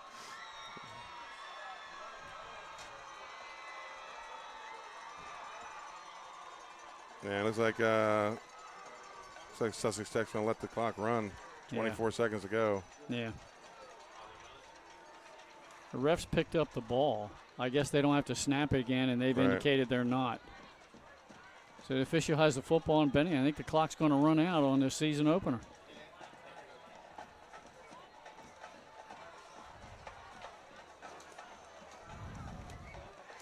Yep. And that's it. That's the end of the ball game, folks. Your final score, Laurel 31, Sussex Tech 7. We're going to take a quick commercial timeout. We'll be right back with the post-game stats and our players of the game.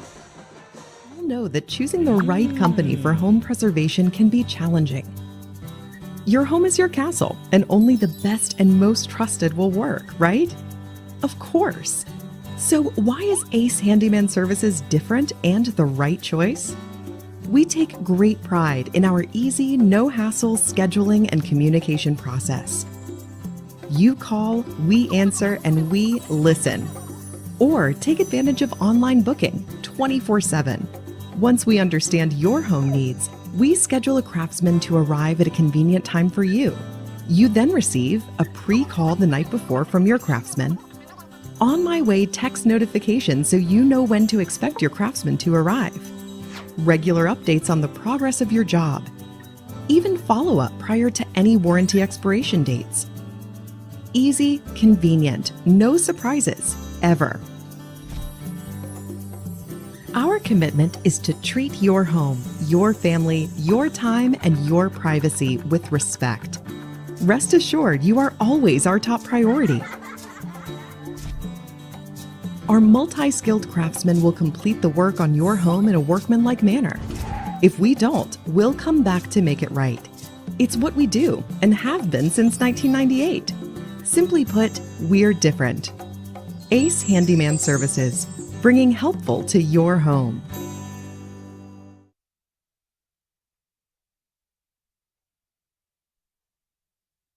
We all know that choosing... And welcome back to Sussex Tech. Your final score, the Laurel Bulldogs 31, the Sussex Tech Ravens 7.